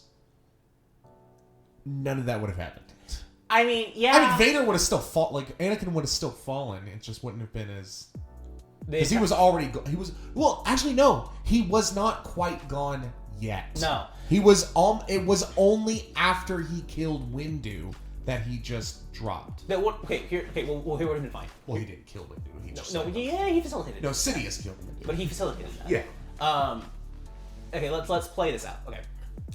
Mace Windu takes Palpatine into custody. Anakin constantly, like, watches over him like a fucking hawk. Like, I need you to teach me how to do that, man. I need you to teach me how to do. Like, you promised to. Like, I need to know. And then Sidious is like, okay, let me out of the cell. And Anakin does, and then everything fucking. Because there's no way Anakin would let. Because you remember, he doesn't trust the Council. There's no way Anakin would have just left him alone in that prison cell. Because, one, he doesn't trust that they wouldn't just execute him when he turned his back. And two, he's still obsessed with saving Padme. So Mace Windu trying to kill Sidious in that moment, it's like Mace is like, this is the only way to stop all this. He has to die. I don't know. I mean, there's just tons of details that are missing in the prequel trilogies. Like, for example, Ryan told me this years later when I brought it back. He was like, yeah, when Yoda and Sidious fight, Yoda doesn't lose, they just stop, like they Hadouken each other and he falls, and he's like, oh, fuck, failed have I, and just fucking leaves, and it's like, what? Turns out shock troopers, like the Imperial Guards, like, were apparently storming into the audience chamber where they were fighting. It's like, okay, that makes sense why Yoda would be like, wait, fuck this, I do. Like, that makes sense. We didn't see that, so it just felt like Yoda just gave up. No, honestly, if you're looking for good Star Wars content, just watch the shows. I mean, like, the movies are there, and this is the way I always look at it. The movies are there to be springboards for everything else. Yeah. And that is it. yeah. Like the movies, they're meant to be watched once, and then give you information that you will then go on to use that gets completely ignored in the shows. Like the primers. Yeah, exactly. So it's like, if you want to watch good Star Wars, watch Star Wars: The Clone Wars. And then don't watch Rebels. Watch the clips on YouTube. For Rebels. Because honestly, there's like 2 hours of clips. That is the entirety of everything good in that show. Because there's so much good things in Rebels. It's just surrounded by trash. Yeah, anything to do with Ezra, who is a piece of shit. Space Aladdin. Yeah, Space Aladdin. Which again, he's in live action Star Wars shows now today. Like guys, no one likes Ezra. Rebels fans don't like Ezra. Exactly. He is the worst part of that show. He drags literally everyone and everything around him down. Exactly. Like, guys, no one likes him. Every other character in the show people like. No one likes Ezra. Can we just ignore him? Just kill him, please. Honestly, Ezra being in the show takes away from Caden as a character, because he just devolves him. A Jedi Knight who survived Order 66. That is a premise way more compelling for a main character. Yes. Rather than he just turns Caden into just Ezra's master, destined to die, because that's what masters do. Isn't he blind? He gets blinded later in the series. Big sad. And then he gets a really stupid haircut. Then there's that one guy, and then, like, Space Goth. Oh, he has Sabine. Isn't she, like, a Mandalorian? She's a Mandalorian. She's the queen of the Mandalorians. What? Oh, she's a badass hand-to-hand combatant, sniper, demolitionist, and she's pretty. But she doesn't really trust anyone and keeps to herself. She's also artistic. Oh, also, she artistic. Don't you mean autistic? No, she's artistic. Also, she's the queen of the Mandalorians, and she has a lightsaber, but hers is black. I didn't mention that. Oh, also, she's 16 years old. She's 16 years old. Excuse me? She's 16 years old, and all of this bullshit has already happened to her. Thing is, on one hand, someone let their 16-year-olds, they're D&D characters. Yeah. Somebody being 16 years old and being this much of a hardened bounty hunter and soldier is very fucking interesting. It's the concept of, this is tragic. Yes. Avatar: The Last Airbender. All our main characters are 14 minus years old. And they're hardened soldiers and war heroes. And it's like Sabine here in Rebels, it's like, oh yeah, whatever. It's like, you really don't go into the trauma for it. Girl. Whereas in, like, an Avatar, it's like they do point out, like, yeah, these are kids. Yeah. That are war heroes. And they're carrying scars. Yeah. From being this way. They don't really go into that in Rebels with Sabine. No. Or Ezra. Or any Ezra's of them. a bitch, so I don't care. Yeah. And then you have Zeb and Chopper, who Zeb is based on the design of Chewbacca's original concept art. Difference is, do you know why people like Chewbacca? Because he doesn't talk? Because he doesn't talk. He's funny because you never actually know what he's saying. Zeb never shuts the fuck up. Zeb a bitch. Zeb's always gonna talk and make some kind of stupid comment. Isn't he the pilot? I don't know. I don't remember. I haven't played Rebels. And then no, Hera is the pilot. And she's in Rogue One, essentially. She gets name dropped. So, like, obviously she's gonna survive the rest of the series. They're too fucking proud of Sabine. I'm pretty sure Rebels is over. Rebels is over, but, like, remember, like, as in it was over, and then her name was dropped in Rogue One, which canonically takes place after Rebels. Oh yeah. So she was always gonna survive Rebels, the series. Honestly, if I'm being completely honest, I don't like the era of the Imperial era. Yeah, I don't like the Imperial era. It just narrows everything down to only one plot. Because it can only be like there's no real Jedi. Like the era that I like is between episodes 2 and 3. Like that era. The Clone Wars era. Yeah, the Clone Wars era. Those are all the best stories. And then even between 3 and 4. Then you have the Old Republic, where like things are a lot more murky, and like you have tons of Jedi and tons of Sith, so much room to do whatever you want. Exactly. Like I think those are all like everything before episode 3 is like the best. Is like the best Star Wars content. And then everything after episode 6, you have room to do something with. Exactly. But between 3 and 4, like, those are just... No, everything between episodes 3 and 6, you're very restrained in what you're actually able to do. Yeah, exactly. It's just kind of lame. But they're obsessed with that era, because it's, like, seen as, like, the best era by fans. Well, it's just the wrong... It's because the original trilogy. Yeah. They're just incorrect. Clone Wars is the best Star Wars product. Like Star Wars The Clone Wars, the show. Episodes. Yeah. Some of them are really bad. And some of them, but most like of that them episode where Jar Jar was like, you know... We don't talk about We don't talk about Jar Jar. No. Honestly, actually, for real, my opinion. Jar Jar's not that bad. If you could understand what he was saying. Yes. If you could understand his dialogue, he wouldn't be nearly as annoying. Yeah. Because he's essentially just the C-3PO of the group in Phantom Menace. Yeah, but C-3PO's like, oh, like, thing change. No, because all he does is go, uh-oh, this is a bad idea. Oh no, whatever will we do? Ah! That's all he does for most of the movie. He's just 3PO, but an alien, and you can't understand a fucking word he's saying. Yep. Yeah, I'm not a big fan of Jar Jar, but I don't hate him the way the fucking internet does either. No, people lose their... Like, Ryan, for example, like, despises Jar Jar. And I can understand why. Like, I'm not gonna say it's like... There's no reason for people to hate him this much. Like, no, like, I can totally understand if you hate him, but, like... You change that one thing about him, he would just be a meh character instead of an annoying one. No, it's like, oh my god, there's so many episodes in Clone Wars where it's like, we get to see Padme doing cool stuff, but then Jar Jar has to be there because he's the fucking... He's one of the fucking... Assistant senators. Yeah, he's one of the senators to the Naboo system. Yeah, I'm like, oh, why? Mm-hmm. Jar Jar is so stupid. That's another weird detail that they really just don't... They never state in Phantom Menace. Oh, Queen Amidala, you're the queen of the Naboo? But you're flirting with a 10-year-old? That's kind of creepy. Oh, she's 14. The leader of an entire planet is 14 years old. Yeah! And she was elected? What? Wait, the queen is elected? The queen is elected. That's she brings up in episode 2. It's like they loved you so much. They wanted to change the constitution to extend your years in office. They are specifically elected young. I remember that being a thing. Like, only kids can be elected.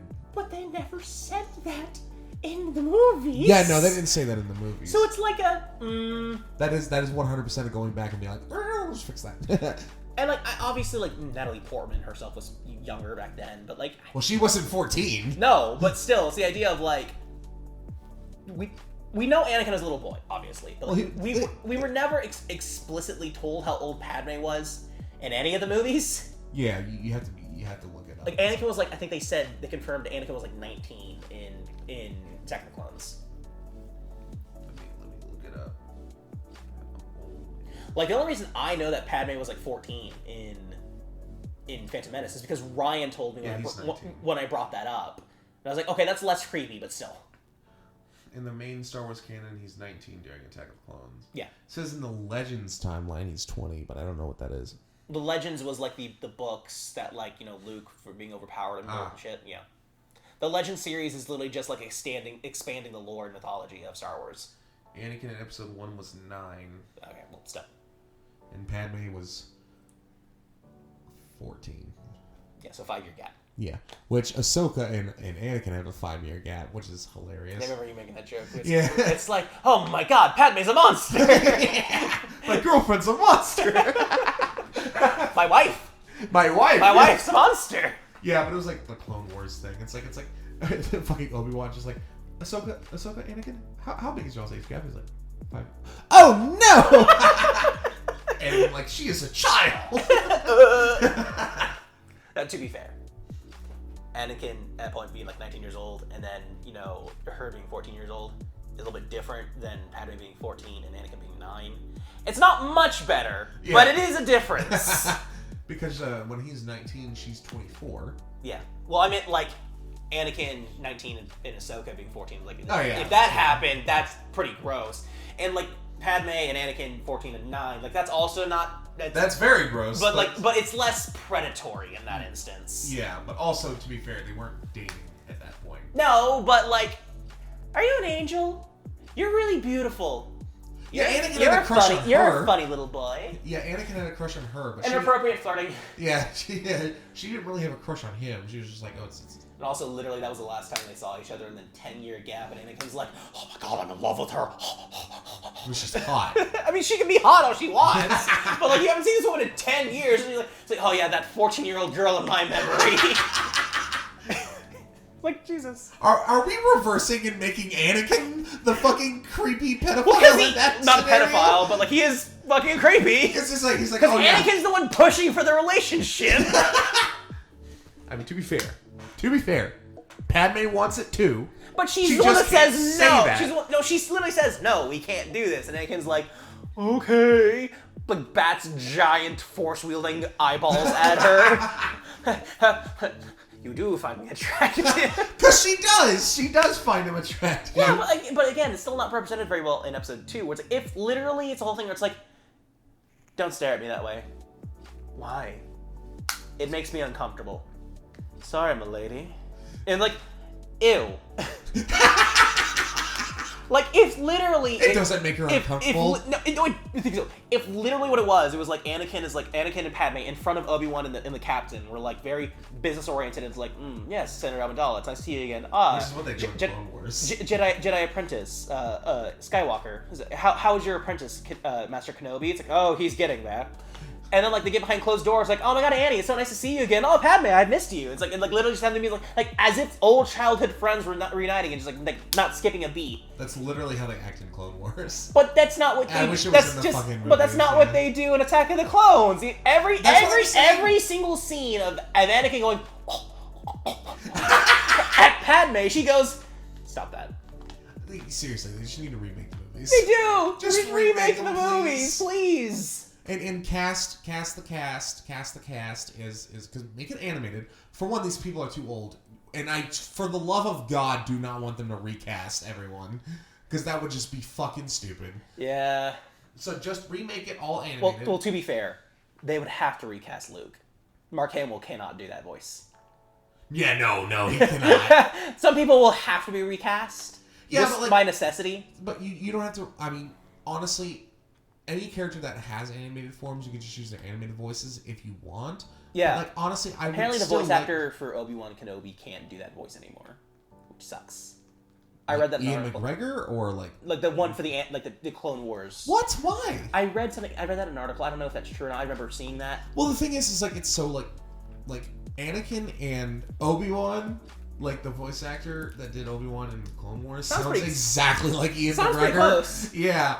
So it's like, if you can't do it, like, I mean, do cast Ian McGregor. And I would honestly prefer them to cast Hayden Christensen to voice act Anakin, because I prefer his voice. Although I still like the voice actor for Anakin in the Clone Wars. Yeah, it threw me off when I played through the Skywalker Saga Lego Star Wars, and it was the Clone Wars voice actor, and I was like, oh, okay. Yeah, like, it is different, but it's not bad. It's just different. However, for the love of God, please get the same voice actor for Darth Maul.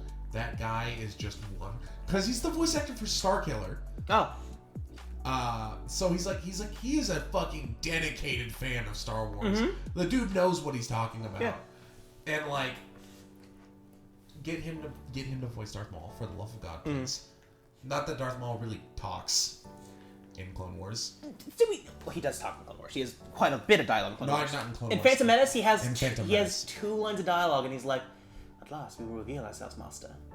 Yeah, that's it. I had forgotten he had any dialogue at all. Yeah, exactly. So when he talked, not once, but twice, I was like, the fuck? Yeah, so like, honestly, if they could just remake, they're not going to. I mean, they should. They would make so much money. They should. They would make so much money re-releasing all of the movies as just animated clean up feature the films. plots.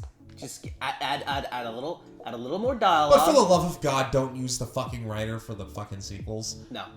Like, To be fair, episode 7 was directed by J.J. Abrams, and then episode 7 was directed by Ryan Johnson, I think. Episode 8. Episode 8, yeah, it was by Ryan Johnson, and then episode 9 again was directed by J.J. Abrams. So they went back to him. So you get one person who knows what who has an idea. Give it to Jon Favreau. or if not Jon Favreau, David Lynch. Who the fuck made Star Wars? Give it to them. Like the Clone Wars. Whoever made the Clone Wars. They also made Rebels. I know they made Rebels. But the thing is like we know that they can tell a good story. But making original characters they are not good at, with the exception of Ahsoka. Here's what I'm saying. We know that they can take characters that are already established and make good stories with those characters. Yeah. So, and we know that they can fill in, like, some of the plot holes and stuff like that with experiences that because they wrote the Clone Wars, right? So just give them the remakes, the animated remakes of the 9 movies, and just let them do their thing. Because the problem with Rebels was it was an entirely new cast of characters, and most of those characters are just boring. Also, the tone they set was much more child-oriented. Like, but they were still trying to keep the audience from Clone Wars. Yeah. Which is like, that's why you have Captain Rex. That's why you have Ahsoka. That's like the characters that people wanted to see. But it's like, but their tone is so like childish. Yeah. Like, the only way you will see people die in Rebels is in a cutaway or off screen. Compare that to Clone Wars, where people dying all the time, left, right, center. They're dying like it was going out of style. Yeah. On-screen murder, just all the time. Yeah, that's what I'm saying. Is like just redo Star Wars in the essence of Clone Wars. Like it doesn't have to be like the 3D animated. Like I would like it. Honestly, it just needs to be animated so we can actually see the Jedi be as powerful as they are. Exactly. Because in live action, you're always limited by like what the budget and like what CGI works with the live action and blah blah blah blah blah. It's like if everything's animated, you can make things more interesting. And dude, I'm telling you, they would make so much fucking money on that because it's a lot cheaper to animate than to do the fucking CGI for a Star Wars movie. Yeah, because it's basically just a fully animated movie anyway. Yeah, exactly.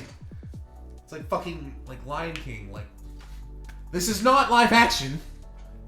This is all animated. But it's more realistic, so there's more respect to it. No, it's not. There's a lot less respect. People fucking hate the live action Lion King. The fact that Mufasa actually beat Sonic 3 is fucking infuriating. That was Disney just like, okay, we're just slip some money into the box office sales. Like we can't lose to a hedgehog. Yeah, that's probably what they did. Just like the CEO is just like, all right, we're gonna buy our own tickets with our own money. Cause fuck it. It's so funny. It's like if you think about it's.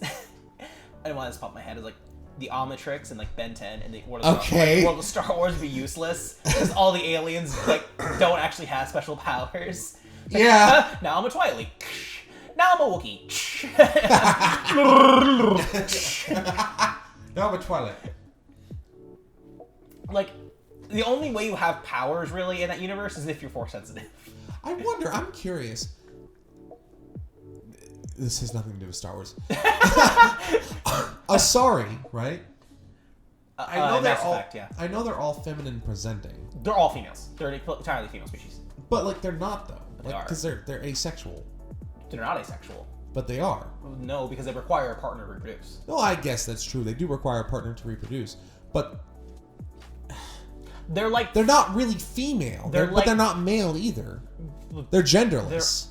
They're an entirely female species. I think they state that. I'm pretty sure in Mass Effect they're an entirely female species, but they can reproduce with any species in any gender. Well, that is the question: is if Ben would scan an Asari, would he be a male Asari? No, he would look like the rest of them.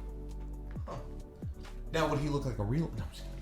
I fucking hate that theory that Ryan has with like it's like, oh, if you look at it, Asari actually look like this because like it's like. And it's like they use their psiotic powers. Honestly, in my opinion, that's a very fair theory because yeah, but I hate the theory. Humans, Krogans, Vasha, all of these species find Asari attractive, and we're looking through Shepard's eyes in the games. Not like in his little, but like it's his POV. So it would make sense for a species that can reproduce with any species and already has like biotic powers and like be able to feel and sense other people's to be able to project a appearance that is sexually attractive. Yeah, but the only evidence that they have supporting that is the way fucking shrieks. Is what they're called? the husk version Yeah. of Asari Yeah. is what they look like. And it's like, have you seen the husk versions of humans or Taurians? They don't look like humans and Taurians. So, like, that's not good evidence. I mean, whether it's true or not, I think it's a fair theory. Whether you want to believe it or not, it's up to you, because it's not canon or anything, it's just a theory. But I know that has nothing to do with Star Wars. It's just like... no. But we're talking about space and Spice! we're talking about space and aliens and sci-fi fantasy, like... Yeah. It's fucking... I don't know. I don't like the theory. I hate it. You hate it because then they're not actually hot. Have you seen Samara? Yeah, she looks exactly the same as every other Asari. No, she does not. Yes, they do. No, she has lighter blue skin. Remember, those fucking bright, fucking piercing blue It eyes. threw me off whenever in Mass Effect 3 we got to that one Asari commander or whatever, and it was the same voice actress for the Saints Row 3 and 4 protagonists, one of their female voices, like the main one. Oh! It was the same voice. I was like, hey! I wasn't expecting that. Dude, it's always really funny whenever you encounter a voice actor that you know from other shit. It's a very prominent voice. Like, anytime you hear Yuri Lowenthal, it's just like, hey, it's Yuri! Hello. Oh, hello. Hello, Spider-Man X Ben 10. Wait. Hey, look, it's Spider-Man 10. You're gonna record it for about half an hour. Like, I feel like we could keep going. An hour and a half. Half hour? 5.5 hours. At least 30 seconds. At least 30 seconds, yeah. Do you want to keep going? Your math is not wrong, but God, does it infuriate me. I don't mind keeping going. You know? Okay. It's just like I don't want to force it, but I also don't want to like cut it. You know what I mean? Yeah, we can keep going. Honestly, as weird as it's gonna like, I don't like MMOs, but like the Old Republic, the Old Republic MMO, the Star Wars Old Republic, gets by almost entirely on just being on a Star Wars aesthetic, Wars. but also the fact that it was written by BioWare, and the actual like main stories for each of the 8 classes are interesting and compelling. It's just like because it was written by BioWare back when BioWare was good. Like getting to those cutscenes. It's like this is a drag. I mean, that's kind of why I want to play with you, because like that way we can like we can kind of like keep each other entertained as we're grinding out here to get to the next story mission. I'm totally down. We just need a PC that can actually like run, and also you and I would need like several hours of free time to actually play that's the problem. game. It's like you need to dedicate time to play Old Republic. Yeah. We're gonna have to anyways, because again, I'm just gonna announce this now because it's coming out. It's just gonna take some time. Mm-hmm. We are doing a video, another council countdown on every BioWare game. Yeah. To an extent. We're not including technically all of them. Just like anything post. I think it was like Neverwinter Nights. I have no idea, dude. Which I do have. Not burp directly into the microphone, please. It wasn't on purpose. But you did it anyway. You kept talking.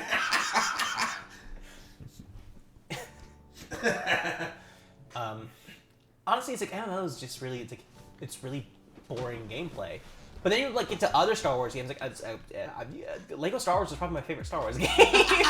You know, it's really funny because I love Knights of the Old Republic for the story, but like this was back when when BioWare's games were D&D but game. Point and click So like adventures. it's literally what I fucking hate about it is it literally rolls dice in game, like in game engine. It rolls dice for every attack, and so you're literally over here attacking like 6 times and you miss 5 times, and you're like, how am I missing? I am directly in front of you with a metal sword. The fuck you mean I missed?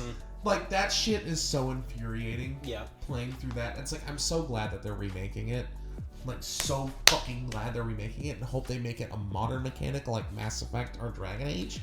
Yeah, but I hope they don't do what they did with Veilguard and just make it Mass Effect 2 again.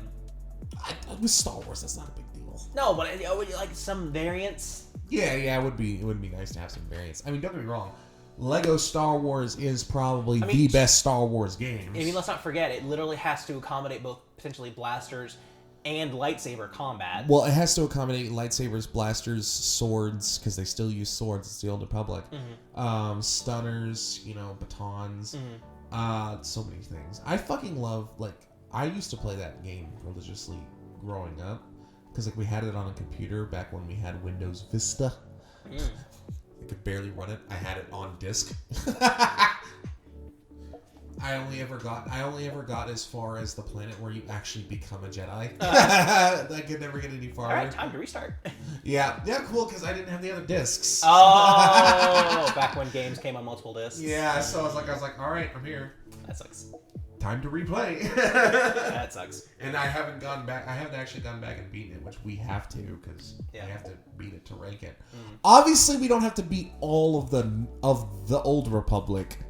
No, the MMO. Yeah, no, fuck that. I mean, my opinion's already pretty set on it. Like, the gameplay is just boring. It's just boring. If it was not Star Wars, I would have stopped playing. Yeah, welcome to MMOs. Boring. Mm-hmm. Bunch Unless of you're willing to MMOs fanboys like, it's not boring if you just blah blah blah blah. It's not boring if you just sink 300 hours a day into it. And your eyes glaze over and you drool out of the corner of your mouth and just block out the 8 hours nothing happening. Exactly. Fucking stupid.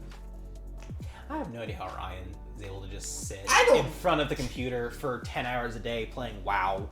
I don't know, man. I don't know. I can't even sit in front of a computer for 10 hours. Like, well, I can, but like not playing an MMO. Yeah, no.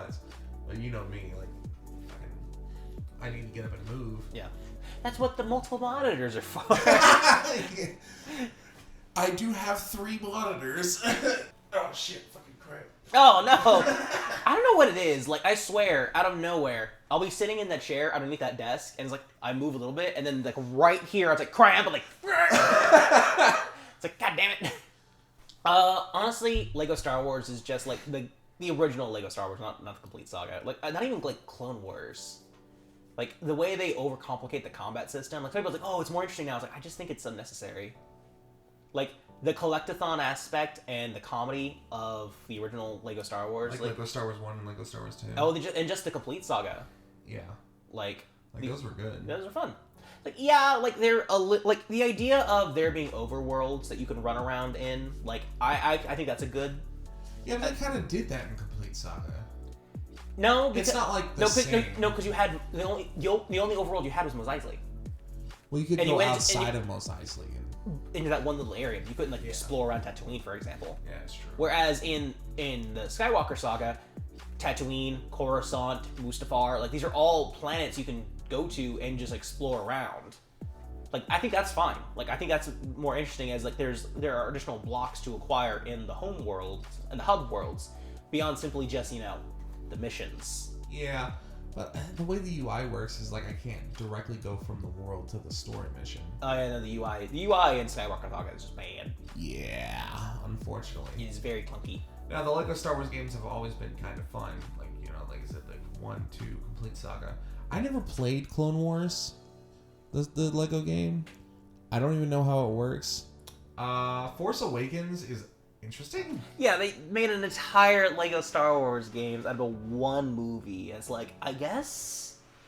Yeah, like it's what kind of like they took a lot of aspects from that into Skywalker Saga. Yeah, they combined that one and Clone Wars and basically made Skywalker Saga, yeah. Which is just like, I mean, it's a good game. Yeah, it's definitely not as good as Complete Saga. No, as when they added the scavenger class of character, like, you have like bounty hunters, you have Jedi, you have Sith, you have droids, like all these classes. They add the scavenger class in order to get a different bricks and like expand the puzzles possible in the game. But you don't unlock the scavenger class until you play episode 7. So you're running around fucking Coruscant being like, how do I get that brick?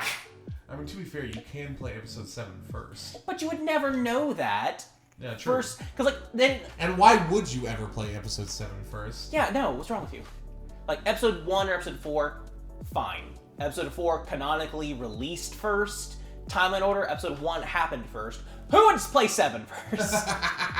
People who really like the sequel trilogy, I guess. Even then, like, you don't start there. Who likes the sequel trilogy more than everything? I like movies in the sequel trilogy better than the other ones. Yeah, that's true. But not the trilogy overall. Yeah. If I had to pick a trilogy for the story they were trying to tell, I think the prequels has the best attempt at storytelling. I mean, fair. I mean, it's the most interesting story, the fall of Anakin. Yeah, like they all three trilogies have flaws. A lot of them have the same flaws. Others have very different ones and glaring ones. But overall, it's like the original trilogy is a very simple story. The prequel trilogy is meant to be a little bit more murky, a little more nuanced, a little more like how could a great hero become a villain that we see in the original? And the sequel trilogy is okay. Everything we just did in the first 6 movies, we're gonna do it again. Messy. Yes. Oh, yeah, planet destroyer. Instead, it's going to be an actual planet with a giant laser inside of it. That's fine, in my opinion. Like that's fine. It's just funny why they made the laser so fucking massive. They literally have to drain a star to power it. Yeah. But also, difference is they can destroy multiple planets at once with Star Killer Base. Oh. Like they just in the movie they destroy like 5 planets in like because it shoots 5 different beams. Damn. So like there actually is a scaling up. It's not just bigger for no reason. Yeah. And then you get to Rise of Skywalker. All of those Star Destroyers are Death Stars. Yeah. Riddle me this, Batman. Again, this is pulling from outside information, and I try not to do that whenever I'm judging the movies. But riddle me this: how much personnel is required to man a Star Destroyer? 80,000. 300,000. Damn. And he had a fuck ton. So you had 300,000 times, I don't know, let's be conservative, 20. He had enough resources to build 20 of these things. Again, being conservative, 20 of these things. He had enough resources to man 20 of these things. He had enough resources to conceal the fact that he did all of this. No one knew he was alive. No. Yeah. Actually, literally ridiculous. They're like, hey, let's take this interesting Snoke character and then just. Well, the thing is, kill him. Snoke being a clone of Palpatine, honestly, I think is fine. I think it's fine. Yeah. Like, it would explain why he's so powerful. It would explain like why he's all like fucked up. Like it's fine. Yeah, but then they just kill him. Well, and it's like Palpatine's the bad guy. Well, the thing is, though, it was supposed to elevate Kylo Ren to be the new main protagonist. Antagonist? Yeah, the new main antagonist. Like, okay, so Kylo Ren kills Snoke. Now the First Order is under his control, but it's under the control of, while he's powerful, the emotionally unstable teenager, essentially. So the greatest force in the galaxy in the hands of an emo teen. Yes. Like, that... Which would have been way more interesting than just, it's Palpatine again. Yeah, so they just brought back Palpatine, so that way Kylo didn't have to be the main antagonist anymore. It's like... Honestly, you could have still made Kylo the main antagonist and then still brought him back to the light side. Yeah. That's totally possible. Because you had Hux, who hated Kylo Ren, and was like, is the general in charge of the First Order, or at least wasn't circular based. Like, he had authority. Like, and you find, like, there's, like, a whole council of dudes. Like, so even if Kylo Ren steps down from being Supreme Leader, the First Order is still there. There's still a threat present. Yeah, exactly. Honestly, how the Emperor even had got resources, how anyone followed him, like, after the fall of the Empire, is insane. Yeah. Like, how he, all of the, like, it's so, like, this is what really infuriates me about the sequels. Mm-hmm. The fucking power plays that he had to make in the original and the prequels. The long games. Long games that he had to play. He had to, like, him and his master had to work together, and then he had to betray his master. And all of this happening, like, sneaking and conniving, in order to become the Emperor and build the Empire. Mm-hmm. And then between episodes 6 and 7, yeah, he just did it again. He just founded an entire fucking order of people that is now the most powerful threat in the galaxy. Again, out of fucking nowhere? Like, what? I mean, okay, to be fair, So, Palpatine was, obviously, the Emperor. Yes.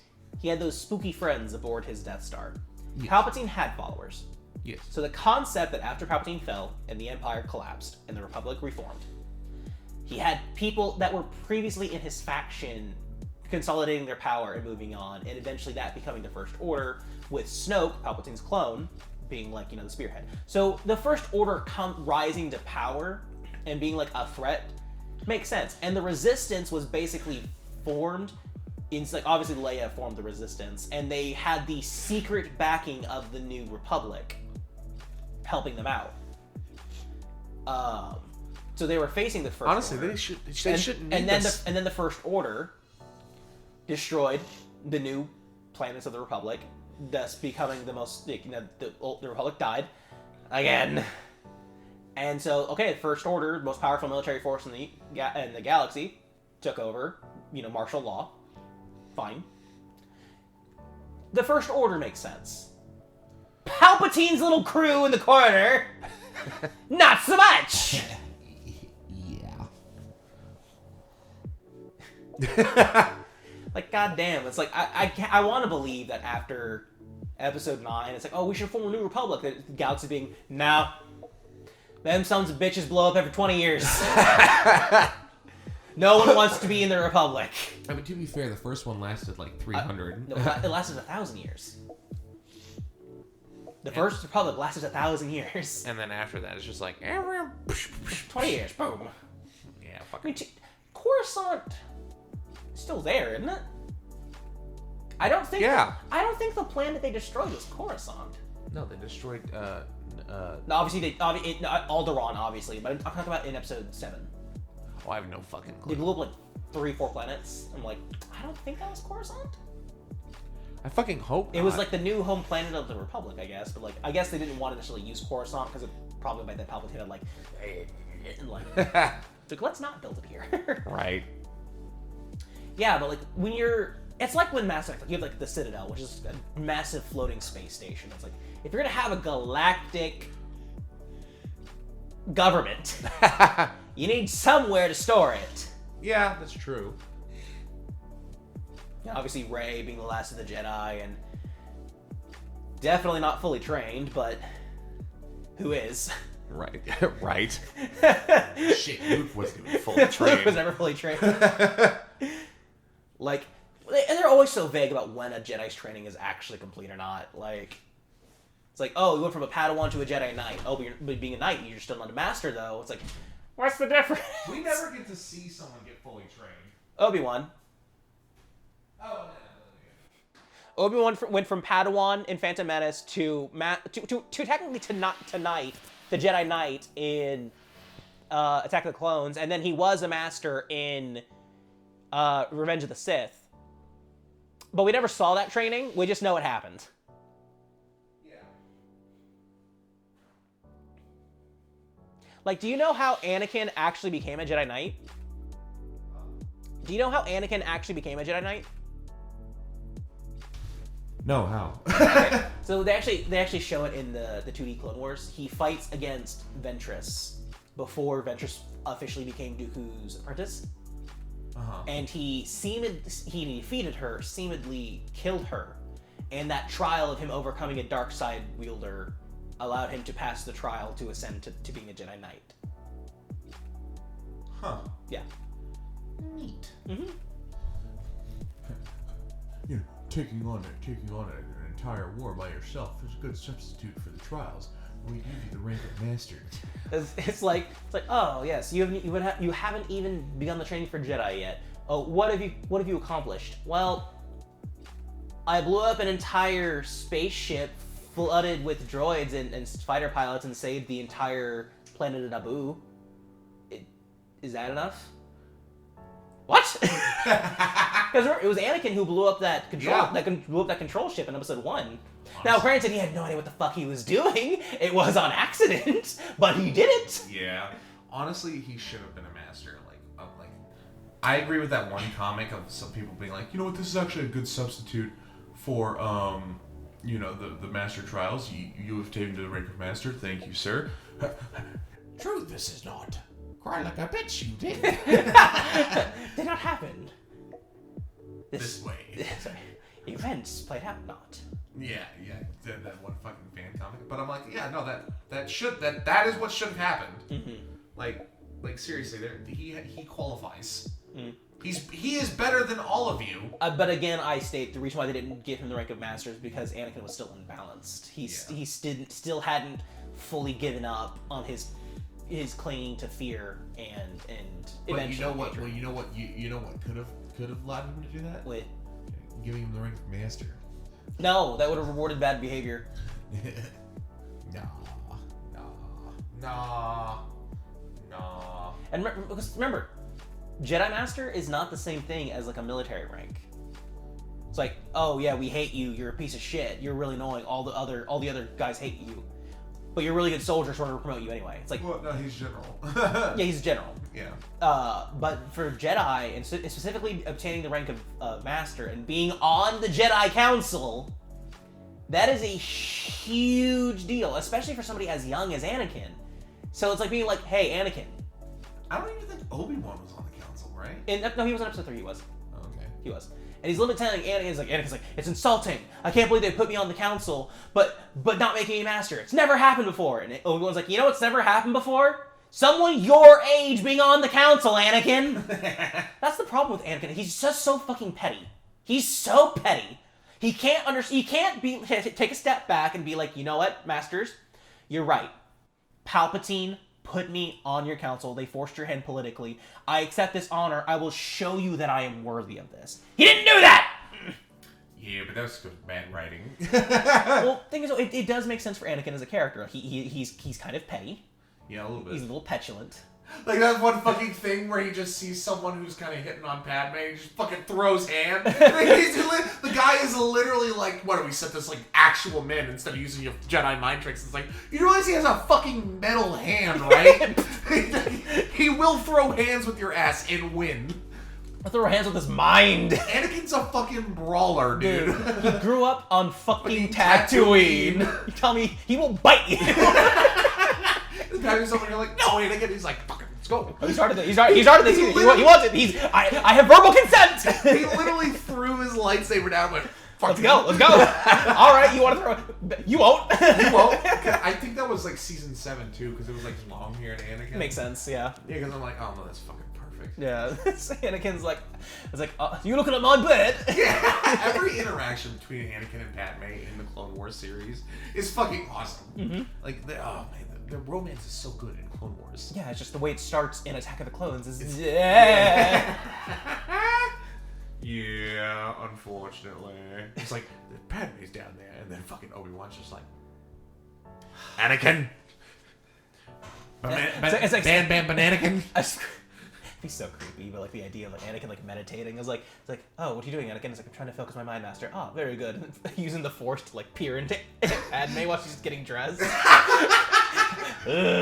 Sounds like something Anakin. You can't tell me that when Anakin was training as a Padawan that he was like meditating under the Force. He wasn't like trying to like look across the galaxy to see if he could see Padme. You can't tell me he didn't try at least. Yeah, that's fair. It sounds exactly like something he would do. Fucking creeper. I mean, she don't mind. I mean, also, to be fair, no one that was actually teaching Anakin is like, okay, this is how you woo a woman. No one was teaching him that. Yeah, I mean, to be fair, he wasn't supposed to try to be wooing a woman. No. So I was like, but it's like, so there's a boy. Even Obi-Wan fell in love. Yeah, he was a Padawan too and stuff like that. But like he chose to stay. Now, granted, he also states, if you had asked me, I would have left the Jedi. Yeah. And then she died. Unfortunately, it's like Obi-Wan over here, like, okay, I lost the love of my life. See, but that's the thing about it is like Obi-Wan knows exactly how Anakin feels. Yeah. It's like, I had a woman I loved too. I would have sacrificed everything for her, but I chose to be a Jedi instead. Anakin, you chose to be a Jedi. Yeah. Either pick Padme and leave the Jedi Order, or give her up and be a Jedi. Well, that is the other thing. It's like Obi-Wan. Anakin didn't want to choose. That was Obi-Wan knows, obviously. Obviously he knows. And he doesn't do anything about it. Because he can't do anything about it. Well, he could tell Anakin, I know about it, stop saying Padme, and Anakin will go, no. Yeah. And Obi-Wan's not going to be like, okay, well then you're banished from the Jedi, because obviously Anakin's the chosen one. and Obi-Wan promised Qui-Gon.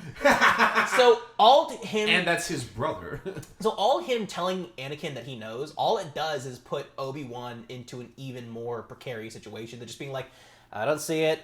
I'm ignoring this. Anakin, could you please go around that corner? Anakin, I saved your life 3 times, actually, It's Master. like, No. I saved you 10 times, Master. 9 times. That business on whatever doesn't count. I do love that though. It's like fucking that scene again with fucking Obi-Wan over here crouching behind fucking rubble with the clones, and then Anakin's just like, "What are you doing? We already finished. I came over here to help you out." And he's just standing there, blaster fire flying by him, and Obi-Wan's just like, "Get down, Anakin." He's like, "Nah, I'll take care of this." He just walks out in the middle of blaster fire. He's like, "I surrender," and then the fucking guys. Like Captain Rex and all of them just sneak up behind and fucking attack them. Violating the Geneva Conventions, yeah. Yeah, there's no Geneva Convention. Not in Star Wars, no. Plus, again, they're droids. But it's still a false surrender. Like, that's... Yeah, but they're droids. It doesn't matter. It's a war crime.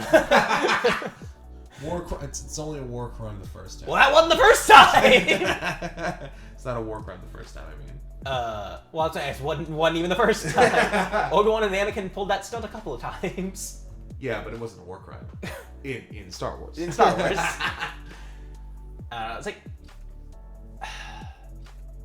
how Anakin falls, grand scheme, makes sense. How it is portrayed, not so much. That's why I think Season 7 of Clone Wars really helps out with that. Because it's like, it goes deeper into the aspects of the fall itself. By the way, you and Ryan in the dad tier list going back and forth. Oh, Vader never didn't have any loyalty to Palpatine at all. Like, as soon as he found out, blah blah blah blah blah, he was looking for an opportunity to kill him. Blah blah blah blah blah blah blah blah blah blah. I'm watching Return of the Jedi. Strike me down in your anger, and your journey to the dark side will be complete. I am defenseless. I sit at your mercy. Luke grabs his lightsaber, swings at Palpatine. Vader blocks the attack. Palpatine. Yeah, no loyalty. No loyalty to the Emperor at all. Nope. Couldn't have just sat there and be like, "Oh no, I missed. I'm sorry, Master. Oh, you're dead." No, because it's even stated in that movie that he wanted the Emperor to die. No, it's not. It's stated in Episode 5. We just watched it that he wanted the Emperor to die. He's like, we can kill the Emperor and rule together. Think so. We can overthrow the Emperor. It's like, yes, but still, the thing is like, oh, he doesn't have any loyalty to Palpatine. It's like he could have just let Luke kill Palpatine right there. It's like, oh, congratulations, son, you killed the Emperor. Join me. Nah. There's literally nothing stopping us now. That was not loyalty. That was strategy. No, because in that moment, these little things. Because the reason why Luke is like that is like, strike me down. Because he's watching. No, because he's watching the fall to the dark side. That's why. Yes, he does. No, he doesn't. Because like, if you do not at that point. If you do not fall, then perhaps no, because at that point, that's when he turns. Sister will do it instead. No. Yeah. It's like he's literally trying to get him to fall to the dark side. I disagree. You and Ryan are just wrong. No, you're wrong. You're wrong. I'm the one that actually watched the fucking movie. Wrong! He has no loyalty to Palpatine. Very clearly, because he saved his life. That's just bad writing.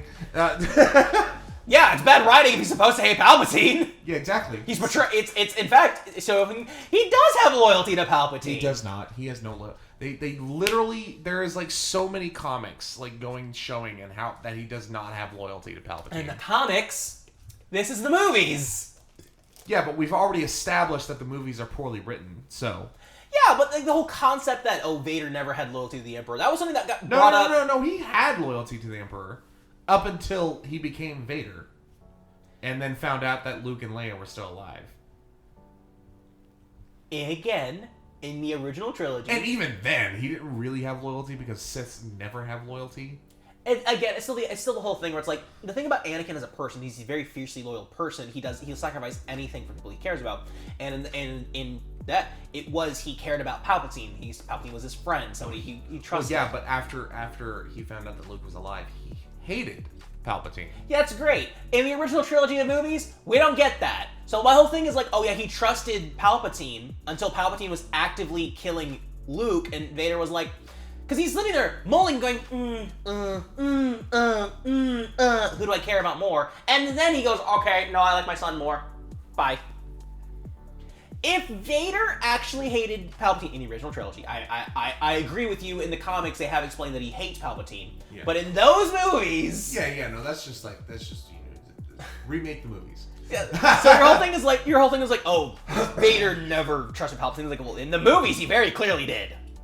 Yeah, but we don't count the movies. We don't count the movies. The only thing that matters.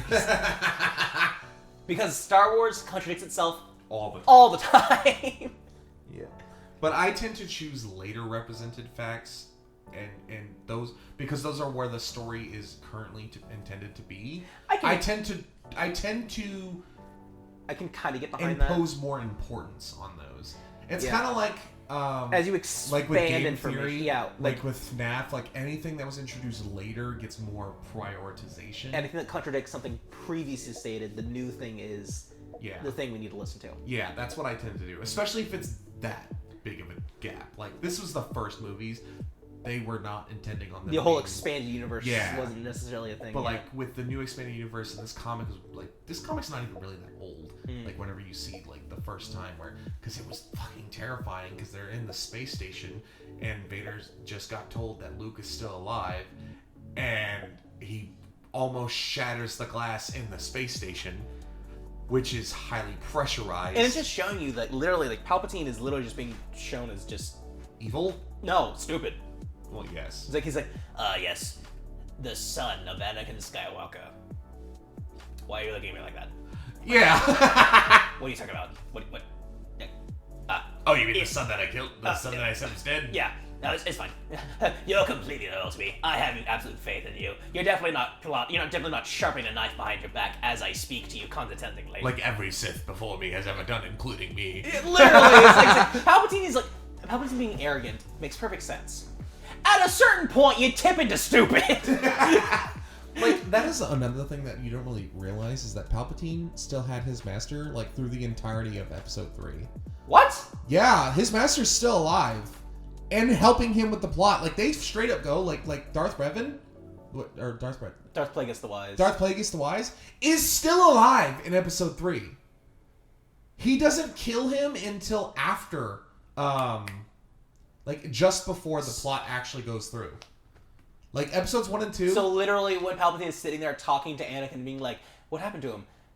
He was killed in his sleep by his apprentice. That was literally just before. Like, literally, actually. Like, there's actual, like, apparently, like, that was always the way it was intended. Like, actually, for real, it was always the way it was intended. It's just the way they present it. It's not really thought. Because the way he tells the story, it's like this is something as if something happened a while ago. Yeah. But Darth Plagueis was actually helping in the plot to take over because he was supposed to be. It was supposed to be Plagueis as the Emperor. That doesn't make any sense because Palpatine was the one that had all the power. No. It was supposed to be Sidious. He was supposed to become the Emperor, but Plagueis was supposed to be like the master of the master type thing. So essentially, it's the whole thing. Like with even though like Palpatine was the Emperor, but Vader was the one that actually went out and like did shit in the actual like universe. Yeah. So it's like so, but Plagueis, they both got drunk. And Plagueis got drunk, passed out, and Sidious was like, well, here's my opportunity. And kills him. Yeah, so, like, no, Plagueis the Wise was, in fact, alive in episodes 1 and 2. And, like, oh, dude, you get to see, like... So they had two immensely powerful dark side users, and the entire Jedi Council was like, Yeah, because he was on Coruscant! Oh, but Master Yoda had to fucking sit on goddamn Dagobah to mask his presence. Meanwhile, two most powerful dark side users in history being like, under their nose. Hello, Master Yoda. Ignore this knife I'm holding in my hand as I stare at you ominously. Dude, you get to see, like, reading the stories of how Plagueis... For one, how Plagueis was trained. And then how Plagueis trained Sidious. Mm-hmm. Holy shit. Like... Sidious being as evil as he is makes total sense when you realize the way he was trained by a monster. Like, Vader wasn't even trained that way. He just kind of fell to the dark side. Yeah. Fucking Sidious was trained as a Sith. Yes. And it is, like, literally the way Sith are trained. That's why the Sith keep failing, because they keep backstabbing each other for personal power to the point they can't establish anything. Yeah, they're like, literally the way he was trained, it's like, alright, he threw him on, like, a desolate fucking winter planet, and it's like, survive. Like, and then just, like, fucking almost died several times, like fucking brutalized, tortured. I'm like, why would you ever want this power? Like the fucking shit that you have to do to get it. Now Pelagius, like apparently he had like something similar where he couldn't breathe, like You Vader. keep pronouncing that name wrong, but whatever. Darth Pelagius? It's Plagueis. Darth Pelagius? Pelagia. Polygon? So Polybius? Darth Pauly. So Darth Polybius. Yeah, Darth Plagueis the Wise. Yeah, no, he was alive in the first 2 episodes. I've seen the stories for it. It's fucking hilarious. That's bonkers. Yeah, like most people don't like. When I first heard the story, I was like, "Oh, this is something that happened a long time ago." Like, yeah, no, people don't realize he was there. This was yesterday. Yeah, this was like a couple of days ago. Like when he tells that story, he had Palpatine's hand still dripping blood. I'll tell you the story of Darth Plagueis the Wise. yes, literally, like he's like he just died, dude. Oh my god. Yeah, that's fucking crazy to think about, right? Too bad Ryan's not here to go actually at us as we say these things. Let's just say the most bullshit Star Wars fact ever. Well, you see, Anakin doesn't actually know how to wield a lightsaber properly. He's actually the worst duelist. You know what? Yeah, no, that sounds pretty right. And since no one here is There's no one to contradict us. There's no one here to contradict us. No one Clearly correct we're us. right. Fucking Ryan in the comments, like, you fucking bitch. If he even actually listens to this podcast, who knows? Yeah, I wouldn't blame him if he did. I mean, to be fair, Ryan does have very good reason not to be here today, but Yeah. I mean, we're not gonna make fun of him for it. Darth Plagueis the Wise. Just, like, you think some of the things that Jedi have done, like, you like read the old series, like the fucking shit Sith have accomplished. You're like, what? Oh yeah, like that dude that is a living embodiment of the dark side of the Force that becomes a fucking plague infesting everything that he touches. Yeah. And is so fucking powerful that he can just manipulate the universe itself. Mm-hmm. Like, what the fuck? Like, I am so glad that so much of the extended universe was just deemed non-canon. Yeah. Because some of these fucking characters are insane. What do you do with these characters? Yeah, like that woman who is literally just like, is so powerful she can ignore the Force. Like, just straight up is immune to all of its effects. It doesn't affect her in the slightest. And it's like, what the fuck is going on? Like, some of the extended universe for Star Wars is just fucking insane. And I'm so glad it's ignored. Like, we do not need this. Like, that, you've probably seen pictures of him, that one Dark Force user. It's the guy, he has like a mask with like 2 red, like you've probably seen fucking pictures of him online. Just hadn't realized that was him. Like, he just is a part of, like, he's just a shadow. Like, a shadow given form by Force, by just sheer will, you know?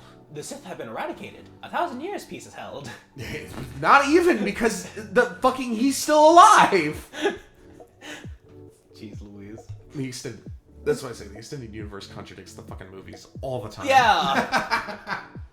Remember when Luke had a fucking wife? Oh, remember when Ezra just summons a bunch of teleporting space whales and just wipes out the enemy fleet? Man, why didn't other Jedi do that? Remember when Luke had a wife who was a dark side user and he turned to the light? Yeah. Yeah, that was cool. Yeah. Yeah. That actually would be kind of cool to have. Like, you know, it's Too late. never gonna happen. Too late.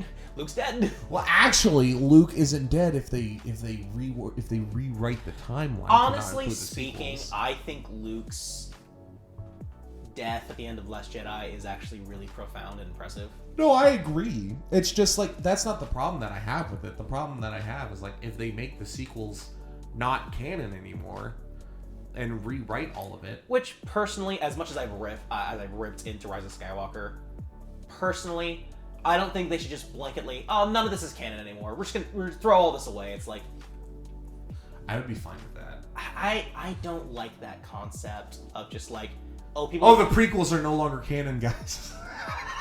Yeah, because it sets that precedence of like, we're just gonna throw away literally all of this. We're throw away all of it. Like, the extended universe stuff was in books and in games. Not necessarily everybody knew about those things, but like this was a movie that released in theaters. A lot of people fucking saw it and be like, oh yeah, Force Awakens is in the top 10 highest grossing films of all time. It's like, you can move past these movies. And again, if they remake them and then like they do them better, that's one thing. Rather than being like, okay, we're gonna ditch literally everything, start from scratch, tell a whole different story. You should not do that. Honestly, I'm fine with either or. I don't. From somebody like you, I would like prefer. you know me. Yeah. I am very passionate about storytelling. Yes. So the concept of just burning it all down and starting again, It's like book burning. Telling a new story, one thing. Being like, oh yeah, this story that I have here, this giant book in my hand, rips out a handful of pages. Look at my new story! It's like, no.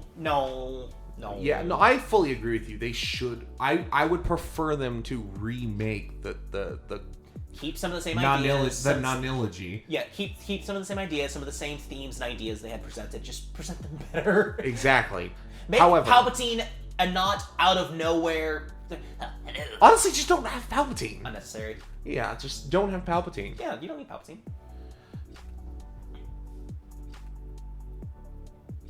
We're about 2 hours in. Calling it good. Yeah.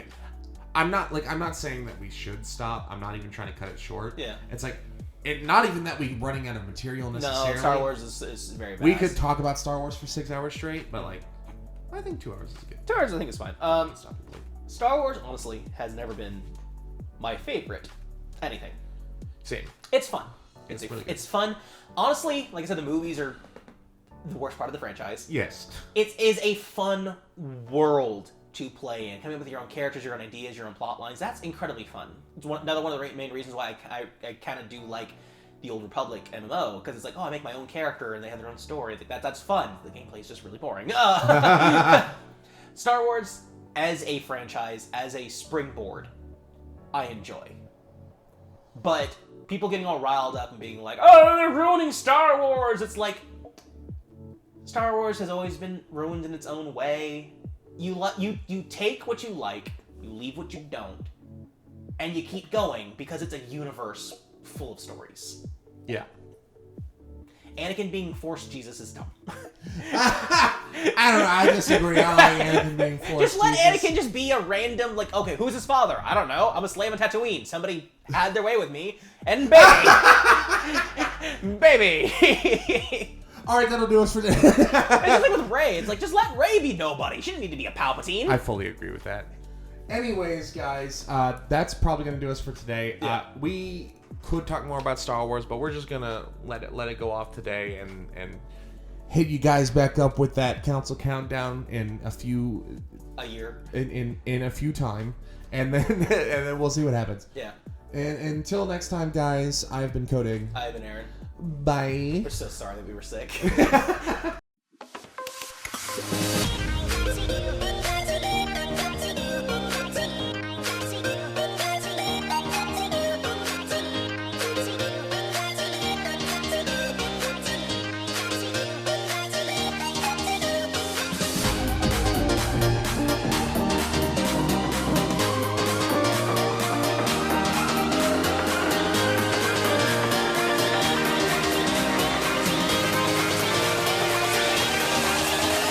Cracky.